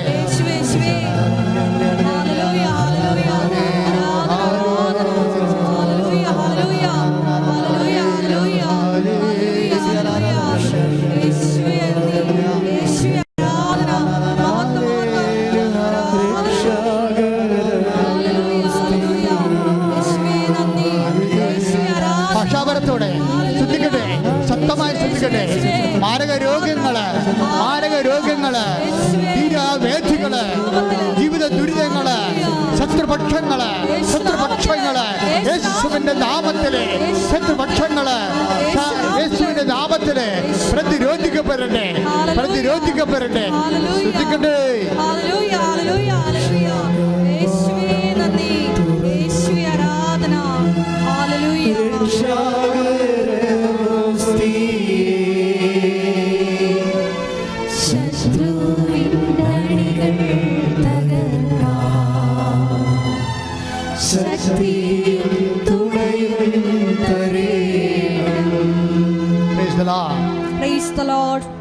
അപ്പോൾ 13-ാം നൂറ്റാണ്ടിലാണ് പരിശുദ്ധ കുർബാന ദൈവം നമുക്ക് ഇറക്കി തന്നത്. അത് പിന്നെ സഭയുടെ ജീവിതത്തിൻ്റെ, ആരാധന ജീവിതത്തിൻ്റെ ഭാഗമായി. പിന്നീട് 14-ാം നൂറ്റാണ്ടായി, 15-ാം നൂറ്റാണ്ടായി, 16-ാം നൂറ്റാണ്ടായപ്പോഴാണ് ജപമാല തന്നത്. ബാറ്റിൽ ഓഫ് ലെപ്പാൻഡോയിൽ വെച്ചാണ് ജപമാല. തുർക്കികൾ യൂറോപ്പിനെ വിഴുങ്ങണ ഒരു സമയം വന്നപ്പോൾ ലെപ്പാൻഡോ യുദ്ധത്തിൽ അവസാന തകർച്ചയുടെ സമയത്ത് ജനങ്ങൾ ജപമാല ചൊല്ലാൻ തുടങ്ങി.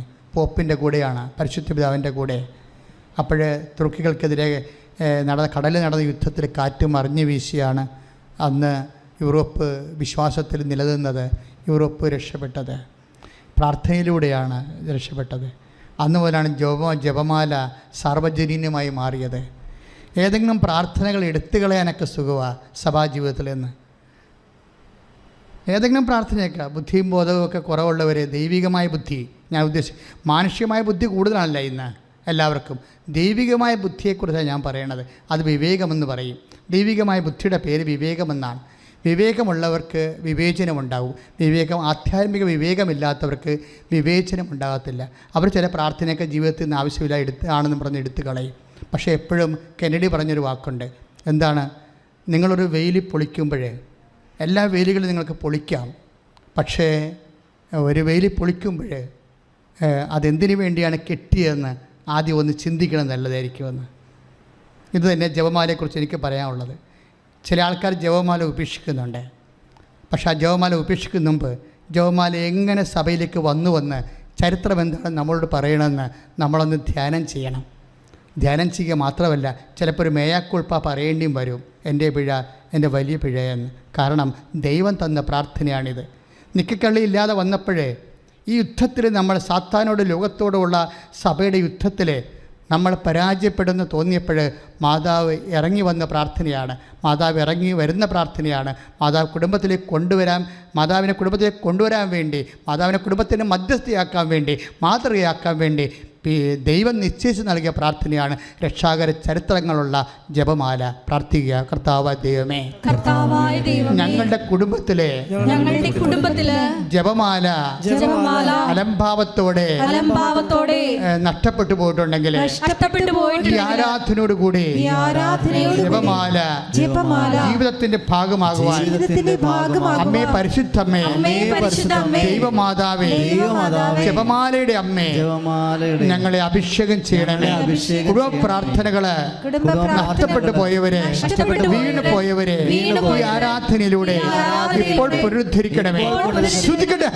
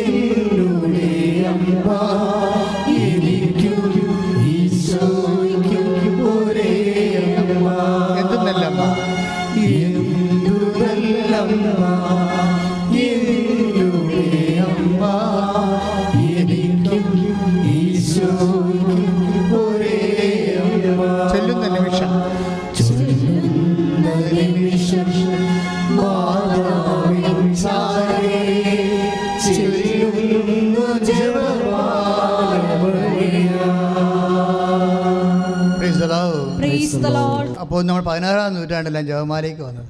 ഇതും ദൈവം തന്നതാണ്. പ്രത്യേകമായൊരു കാലത്ത് ഒരു വിശ്വാസി ഒരു പ്രതിസന്ധി അനുഭവിക്കുന്ന കാലത്ത് നൽകിയതാണ് ഈ പ്രാർത്ഥന. പിന്നീട് വന്നപ്പോൾ ഈ കാലങ്ങളിൽ തന്നെയാണ് 40 മണി ആരാധന ആരംഭിച്ചത്. അത് ഒരു 16, 17, 18 കാലങ്ങളിലാണ്, 18-ാം നൂറ്റാണ്ടിലാണ് നമ്മുടെ ഈ രാത്രി ആരാധന പോലെയുള്ള 40 മണി ആരാധന ആരംഭിച്ചത്. ഇറ്റലി ആരംഭിച്ചതാണ് 40 മണി ആരാധന 18-ാം നൂറ്റാണ്ടിലെ. അത് ആ കാലങ്ങളിൽ തന്നെ ചാവറയച്ചൻ അതിനുശേഷം കേരളത്തിൽ ആരംഭിച്ചു. അന്ന് ചാവറയച്ചൻ്റെ കാലമാണ് 1832 കാലഘട്ടം, 40 കാലഘട്ടമല്ല. അപ്പോഴാണ് നമുക്ക് 40 മണി ആരാധന കേരളത്തിൽ ആരംഭിച്ചത്. ചാവറയച്ചനാണ് ആരംഭിച്ചത്. അത് ഇറ്റലിയിൽ നടന്ന ആരാധന, അതിൻ്റെ പകർപ്പാണ് നമ്മൾ ഇവിടെ എടുത്തത്. പക്ഷേ അത് വളരെ അന്നത്തെ കാലത്ത് മനുഷ്യന്മാർ ആരാധന കൂടാൻ വേണ്ടി മാത്രം അന്നാനത്ത് വരുന്നൊരു കാലം ഉണ്ടായിരുന്നു. കാര്യം അതൊരു വലിയ വിശ്വാസ മുന്നേറ്റത്തിൻ്റെ കാലമായിരുന്നു. പക്ഷേ ആരാധന ഈ 40 മണി ആരാധനയാണ് 18-ാം നൂറ്റാണ്ടിലെ കോൺട്രിബ്യൂഷൻ, സഭയിൽ വന്ന പ്രാർത്ഥന എന്ന് പറയുന്നത്. അതിനുശേഷം 19 20 ഈ കാലങ്ങളിലെല്ലാം 20 ആയപ്പോഴാണ് 1967 കരിസ്മാറ്റിക് പ്രസ്ഥാനം ഉണ്ടായത്. അതിൻ്റെ കാത്തലിക് വേർഷൻ ഉണ്ടായത് ഒരു 70-ലാണ്, 1970-ലാണ് കാത്തലിക് വേർഷൻ ഉണ്ടായത്. നമ്മളിന്ന് കാണുന്ന പോലുള്ള കൺവെൻഷൻസ് എല്ലാം കരിസ്മാറ്റിക് നവീകരണത്തിൻ്റെ കാത്തലിക് വേർഷൻസാണ്. ഇന്ന് ധ്യാനകേന്ദ്രങ്ങളെല്ലാം, എല്ലാ ധ്യാനകേന്ദ്രങ്ങളും അതൊരു മുന്നേറ്റമാണ്. അത് 1967 മുതലുള്ള നവീകരണത്തിൻ്റെ ഭാഗമായിട്ട് വന്ന പുതിയ പ്രാർത്ഥനാ രീതിയാണ്. അത് അപ്പോസ്തലിക പാരമ്പര്യമുള്ള പ്രാർത്ഥനാ രീതിയാണ്. അപ്പോൾ ഇങ്ങനെ ഓരോ കാലഘട്ടങ്ങളിലെ വന്ന് ഇന്ന് എന്താ ഞാൻ ഇത്രയും ചരിത്രം പറയാൻ കാരണമെന്ന്, ചരിത്രം ഞാൻ ചിന്തിച്ച് പറഞ്ഞതല്ല, ആലോചിച്ച് പറഞ്ഞതല്ല, പറഞ്ഞപ്പോഴിങ്ങനെ പറഞ്ഞു പോയതാണ്. എന്താ കാര്യം വെച്ച് കഴിഞ്ഞാൽ ഇതിന് ശേഷമാണ് 2016 ഉടമ്പടി പ്രാർത്ഥന വരുന്നത്. എന്താ കാര്യം വെച്ചാൽ ഇതൊരു പുതിയ പ്രാർത്ഥനയാണ്. ഈ പുതിയ പ്രാർത്ഥന ജപമാല ഫ്ലാഷ് ചെയ്തതിനേക്കാളും പെട്ടെന്നാണ് ഇത് ഫ്ലാഷ് ചെയ്തത്.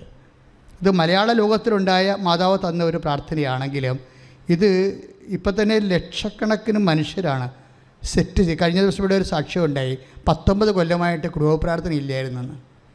പക്ഷേ ഉടമ്പടി എടുത്തോടുകൂടി മാതാവ് ഞങ്ങളുടെ വീട്ടിൽ തന്നത് കുടുംബപ്രാർത്ഥനയെ തന്നത്. കാര്യം ഞാൻ ഇസ്രയേലിലാണ്, ഞങ്ങൾ 3 സ്ഥലങ്ങളിലാണ്, പിന്നെ കുടുംബമില്ലാതെ എങ്ങനെ പ്രാർത്ഥന. പക്ഷേ ജപമാല എടുത്തോടുകൂടി എൻ്റെ ഭർത്താവ് വീഡിയോ കോൾ എന്നെ വിളിച്ചു. അപ്പം അവർ അപ്പനും മകനും ജപമാല തുടങ്ങുമ്പോഴേ, കുടുംബപ്രാർത്ഥന തുടങ്ങുമ്പോൾ എന്നെ വീഡിയോ കോളിൽ വിളിക്കും. ഞങ്ങൾ 3 പേരും കൂടി വീഡിയോ കോളിൽ ജപമാല ചൊല്ലി. അപ്പോൾ ഒരു കുടുംബത്തിൽ തന്നെ ഇരുന്ന് ജപമാല ചൊല്ലേണ്ട കൺസെപ്റ്റ് പോയി. ചിലപ്പോൾ ഭാര്യ ഒരു രാജ്യത്തായിരിക്കും, ഭർത്താവ് ഒരു രാജ്യത്തായിരിക്കും, അപ്പം മകളൊരു രാജ്യത്തായിരിക്കും. നിങ്ങൾ ഏത് രാജ്യത്തായാലും ഈ കാലങ്ങളിലെല്ലാം ഒരു കുടുംബത്തിൽ നിൽക്കണ പോലെയുള്ള അവസ്ഥയാണ് ഇന്നുള്ളത്. അപ്പം ലഭ്യമായ സംവിധാനങ്ങൾ ഉപയോഗിച്ചുകൊണ്ട് ദൈവത്തിന് വേണ്ടി, ദൈവത്തിൻ്റെ അനുസ്മരിച്ചുകൊണ്ട് ജീവിക്കുന്ന കുടുംബങ്ങളായി അഭിഷേകം കിട്ടാൻ വേണ്ടി പ്രാർത്ഥിക്കാം. കർത്താവായ ദൈവമേ, ഞങ്ങൾ എവിടെയായിരുന്നാലും ഒരു കുടുംബമായിട്ട് കുടുംബ പ്രാർത്ഥനയിലൂടെ ദൈവത്തിൽ ഐക്യപ്പെട്ട് ജീവിക്കാൻ വേണ്ടി അഭിഷേകം ചെയ്യണമേ. ഞങ്ങൾ എവിടെയായിരുന്നാലും ദൈവത്തിൽ ഐക്യപ്പെട്ട് ഒരു കുടുംബമായി ദൈവത്തോട് ചേർന്ന് ജീവിക്കാനുള്ള അഭിഷേകം നൽകണമേ. ശ്രദ്ധിക്കട്ടെ. Hallelujah, hallelujah, hallelujah. യേശുവേ ആരാധന. ഞങ്ങളുടെ കുടുംബങ്ങള് കുടുംബ പ്രാർത്ഥന മുടങ്ങിപ്പോയിട്ടുണ്ടെങ്കിൽ ഈശോയെ അത് പുനരാരംഭിക്കാനുള്ള വലിയ കൃപ ഞങ്ങൾക്ക് പ്രദാനം ചെയ്യണമേ. സ്തുതി സാഗരത്തിൽ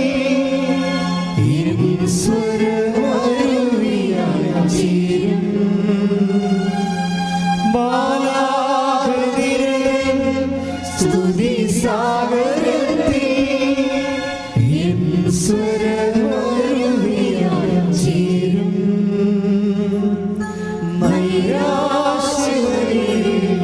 പ്രത്യാശ പകരും പനിനീർ പുഷ്പങ്ങൾ വിടരും.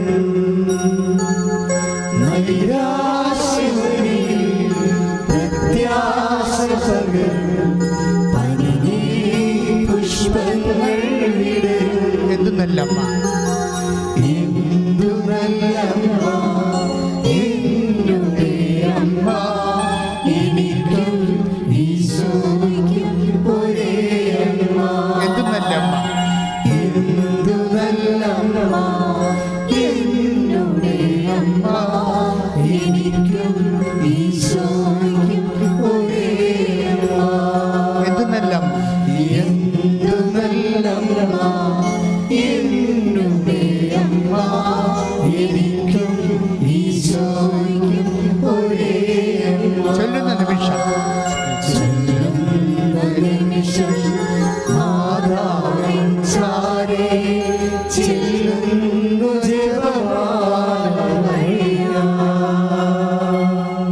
ഇഷ്ടപരമ ദിവ്യകാരുണ്യത്തിന് നേരവും ആരാധനയും സ്തുതിയും പുകഴ്ചയും ഉണ്ടാകട്ടെ. അപ്പോൾ ഇതിൻ്റെ ഒരു റേഞ്ച്, ഉടമ്പടി പ്രാർത്ഥനയുടെ റേഞ്ച് കണ്ടില്ലേ?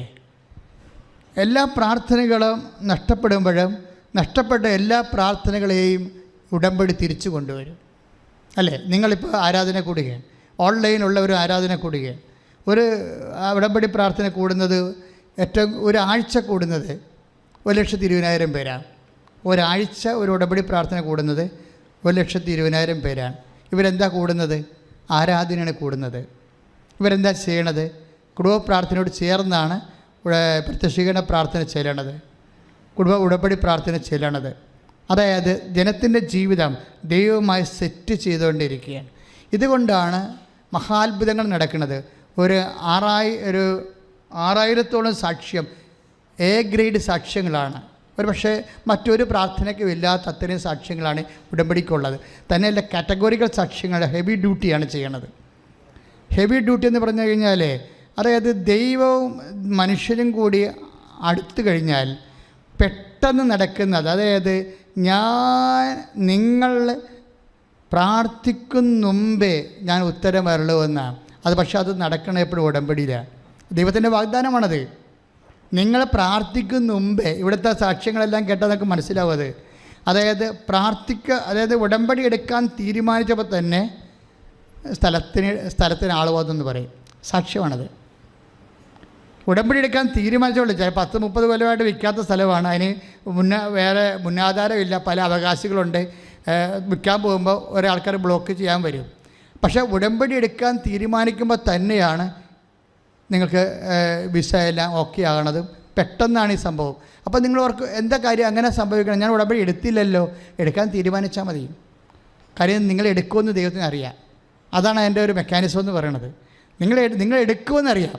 അങ്ങനെ എടുക്കുമെന്നും അത് വൃത്തിമേനയുമായിട്ട് ചെയ്യുമെന്നും ദൈവത്തിന് അറിയാവുന്നതുകൊണ്ട് അപ്പം തന്നെ എടുത്തതുപോലെയാണ് സംഭവം. അതുകൊണ്ടാണ് ഞാൻ പ്രാർത്ഥിക്കുമ്പോൾ തന്നെ ഇപ്പം നമ്മൾ 65-24 അതായത് വിളിക്കും മുമ്പേ ഞാൻ അവർക്ക് ഉത്തരമരുളും, പ്രാർത്ഥിച്ച് തീരും മുമ്പേ ഞാനത് കേൾക്കും. അതാണ് അത് ദൈവത്തിൻ്റെ വാഗ്ദാനത്തിലുള്ളതാണ്.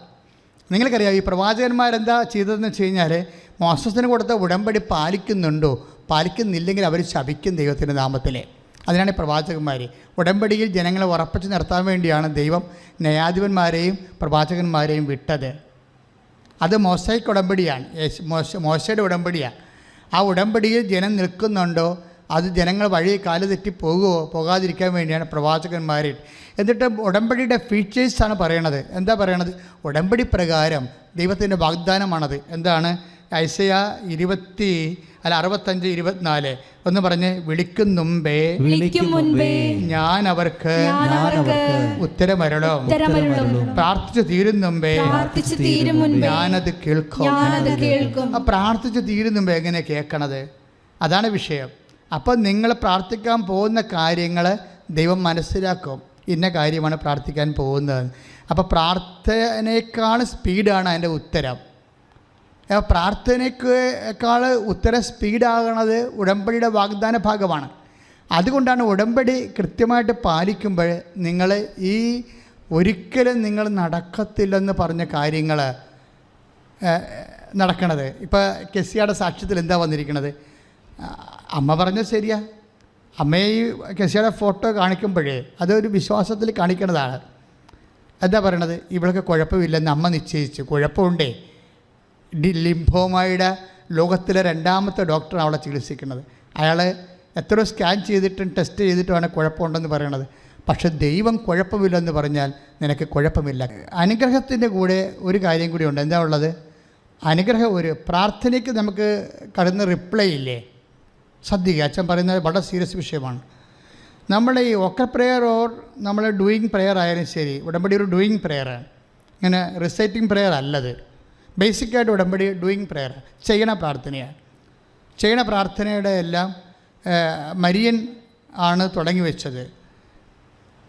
അതിനുശേഷമാണ് ഈശോ പുതിയ ഉടമ്പടി ചെയ്തപ്പോഴും ഇതെൻ്റെ ഓർമ്മയ്ക്കായി ചെയ്യാൻ പറഞ്ഞത് അല്ലേ? അത് ഡൂയിങ് പ്രെയറാണ്. ഉടമ്പടി അതിൻ്റെ ബേസിക് ഫീച്ചർ ഡൂയിങ് പ്രെയറാണ്, ചെയ്യണ പ്രാർത്ഥനയാണ്. എബ്രാഹത്തിന് കൊടുത്ത പ്രാർത്ഥന ഒക്കൽ വാചികമായ ഉടമ്പടിയാണ്, ഓറലായിട്ടുള്ള കവനൻ്റാണ്.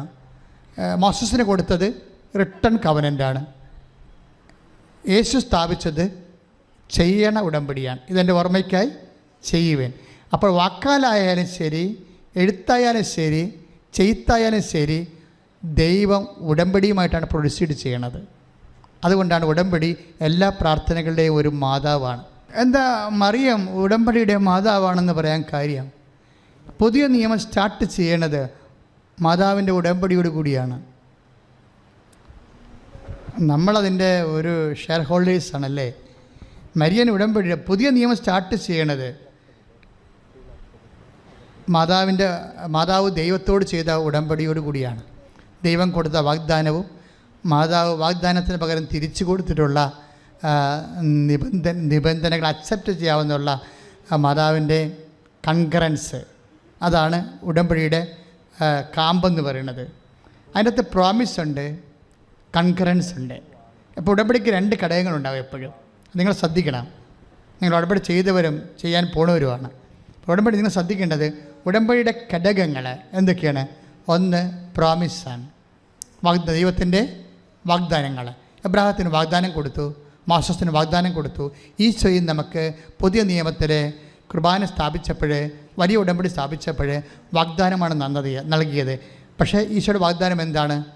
പിതാക്കന്മാർ മരുഭൂമി വെച്ച് മഞ്ഞ ഭക്ഷിച്ചു, അവർ മരിച്ചു. അതുപോലല്ല ഈ അപ്പം ഭക്ഷിക്കുന്നവൻ നിത്യം ജീവിക്കും. എൻ്റെ പ്രിയപ്പെട്ടവരെ, നമ്മൾ ഇപ്പോഴ് കർത്താവിൽ ധ്യാനിച്ചുകൊണ്ടിരിക്കുന്നത്, അതായത് നമ്മൾക്ക് ദൈവം നൽകുന്ന, നമ്മുടെ പ്രാർത്ഥനയ്ക്ക് ഉത്തരമായി ദൈവം നൽകുന്ന ആനുകൂല്യങ്ങൾക്ക്, may be physical favours, that is blessings. Blessing എന്നാണ് നമുക്ക് ദൈവം തരുന്നത്, അല്ലേ? ഈ ബ്ലെസ്സിങ്സിന് ബേസിക്കായിട്ട് ബ്ലെസ്സിങ്സ് എന്താ? ഫിസിക്കൽ ഫേവേഴ്സാണത്. പക്ഷേ ഇറ്റേണൽ ഫേവേഴ്സും ഉണ്ട് അതിൻ്റെ കൂടെ. ഈ കുർബാനയുടെയൊക്കെ ഫേവർ എന്ന് പറയുന്നത് എന്താണ്? പിതാക്കന്മാർ മരുഭൂമി വെച്ച് മഞ്ഞ ഭക്ഷിച്ചു, അവർ മരിച്ചു. അതുപോലെ ഈ അപ്പം ഭക്ഷിക്കുന്ന നിത്യം ജീവിക്കും. ലോകത്തിൻ്റെ ജീവന് വേണ്ടി ഞാൻ നൽകുന്ന അപ്പം എൻ്റെ ശരീരം തന്നെയാണ്. എൻ്റെ ശരീരം ഭക്ഷിക്കുന്ന എന്നിലും ഞാൻ അവനിലും വസിക്കുന്നു. സജീവനായ പിതാവാണ് എന്നെ അയച്ചത്, അതുപോലെ എന്നെ ഭക്ഷിക്കുന്ന ഞാൻ മൂലം ജീവിക്കും. പരിശുദ്ധ കുർബാന സ്ഥാപിച്ചതിൻ്റെ ഉദ്ദേശം എന്താണ്? നിത്യം ജീവിക്കാൻ വേണ്ടി. എന്നെ ഭക്ഷിക്കുന്ന ഞാൻ മൂലം, ഒന്ന് പറഞ്ഞേ, എന്നെ ഭക്ഷിക്കുന്നവൻ ഞാൻ മൂലം ജീവിക്കും. അപ്പം നിത്യമായി ജീവിക്കാൻ വേണ്ടിയാണ് പരിശുദ്ധ കുർബാന സ്ഥാപിക്കപ്പെട്ടിരിക്കുന്നത്. മനസ്സിലായല്ലോ? അത് ഉടമ്പടി ചെയ്യുന്നതിലൂടെയാണ്, അല്ലാതെ ഓൺലൈനിൽ കുർബാന പടം കാണുന്നതിലൂടെയല്ല. ഞങ്ങൾ പടമെല്ലാം അവസാനിപ്പിച്ചു. കോവിഡിൻ്റെ ഒരു പ്രത്യേക സാഹചര്യത്തിൽ പള്ളി പൂട്ടിപ്പോയപ്പോഴാണ് ഓൺലൈനിൽ കുർബാന വെച്ചത്. ഇപ്പോൾ ഞങ്ങളത് അവസാനിപ്പിക്കുക. എന്താ കാര്യം? കിടപ്പ് രോഗികളെ ഉദ്ദേശിക്കുന്നുള്ളൂ. അതിൻ്റെ അകത്ത് നിങ്ങളാരെയും ഉദ്ദേശിക്കണമെന്നില്ല. ആരോഗ്യമായിട്ട് 2 കാല് നിറച്ച് പള്ളിയിൽ പോകാൻ കഴിയുന്നവരെ, കർത്താവിൻ്റെ കുർബാന ബലിപീഠത്തിൽ എത്തിച്ചേരാൻ പറ്റുന്നവരെ ആരെയും ഓൺലൈനിൽ പ്രതീക്ഷിക്കുന്നില്ല. കിടന്നുപോയ ആൾക്കാരില്ലേ, അവർ ജീവിതകാലം മുഴുവനും കർത്താവിൻ്റെ എന്ന് പറഞ്ഞ് ജീവിച്ച ആൾക്കാരുണ്ട്, കർത്താവേ എന്നും പറഞ്ഞ് ജീവിച്ചവരുണ്ട്. ജീവിച്ചിരിക്കണമെങ്കിൽ എനിക്ക് കർത്താവിൻ്റെ അടുത്ത് പോകണം, കുർബാന അർപ്പിക്കണമെന്ന് പറഞ്ഞ് ജീവിച്ച ആൾക്കാരുണ്ട്. അവരിന്ന് കിടപ്പ് രോഗികളാണ്. ആ കർത്താവിൻ്റെ അടുത്തേക്ക് പോകാനുള്ള കാലമാകുമ്പോൾ കർത്താവിനെ കാണാൻ വേണ്ടിയാണ് TV കുർബാന വെച്ചിരിക്കുന്നത്, അല്ലാതെ ആരോഗ്യന്മാർക്കല്ല. രോഗികൾക്കാണ് TV കുർബാന കൊണ്ട് ആവശ്യം. അപ്പം നിങ്ങൾ TV കുർബാനയുടെ ഓൺലൈൻ കുർബാനയുടെ കാലം കഴിഞ്ഞു. നിങ്ങൾ കർത്താവിൻ്റെ ആലയത്തിൽ പോയി തന്നെ അവൻ്റെ ഓർമ്മയ്ക്കായി കാണുവിനെന്നാണ് ഈശോ പറഞ്ഞത്. ഇതെൻ്റെ ഓർമ്മയ്ക്കായി കാണുവിൻ എന്ന് പറഞ്ഞ ഈശോ ഇല്ല, ഇതെൻ്റെ ഓർമ്മയ്ക്കായി ചെയ്യുവിൻ. ചെയ്യണമെങ്കിൽ അഭിഷിക്തം വേണം, ദേവാലയം വേണം, ബലിപീഠം വേണം, സഭയുടെ കൂട്ടായ്മ വേണം. അപ്പോൾ എല്ലാ പരിപാടികളും ക്യാൻസൽ ചെയ്തിരിക്കുകയാണ്. എന്താണ്? ഓൺലൈനായിട്ടുള്ള കുർബാനയോട് ബന്ധപ്പെട്ട എല്ലാ വിഷയവും അവസാനിപ്പിച്ചിരിക്കുകയാണ്. എല്ലാ വിശ്വാസികളും, ഇത് കേൾക്കുന്ന എല്ലാവരും ഇനി കുർബാന ദേവാലയത്തിൽ പോയി കൂടണം, മുടങ്ങരുത്. അത് കർത്താവുമായിട്ടുള്ള ആത്മബന്ധം നമ്മൾ പുതുക്കുകയാണ്. എന്താ കാര്യം? നിത്യമായി അവൻ്റെ കൂടെ ജീവിക്കാനുള്ളവരാണ്. നമ്മളിലെ പരിശുദ്ധാത്മ പറഞ്ഞത് എന്താണ്? പുതിയ നിയമത്തിലെ ഉടമ്പടിയുടെ അമ്മയെന്ന് പറയുന്നത് പരിശുദ്ധ അമ്മയാണ്, ഉടമ്പടിയുടെ മാതാവ്. എന്താ കാര്യം? ഈശോയെപ്പോലും നമുക്ക് കിട്ടുന്നത് അമ്മ ഉടമ്പടി ചെയ്തിട്ടാണ്. You got the point. ഈ ലോകത്ത് ഒരു മനുഷ്യന് കിട്ടാവുന്ന ഏറ്റവും വലിയ ദാനം എന്താണ്? Jesus Christ. കൈയിടിച്ച് കർത്താൻ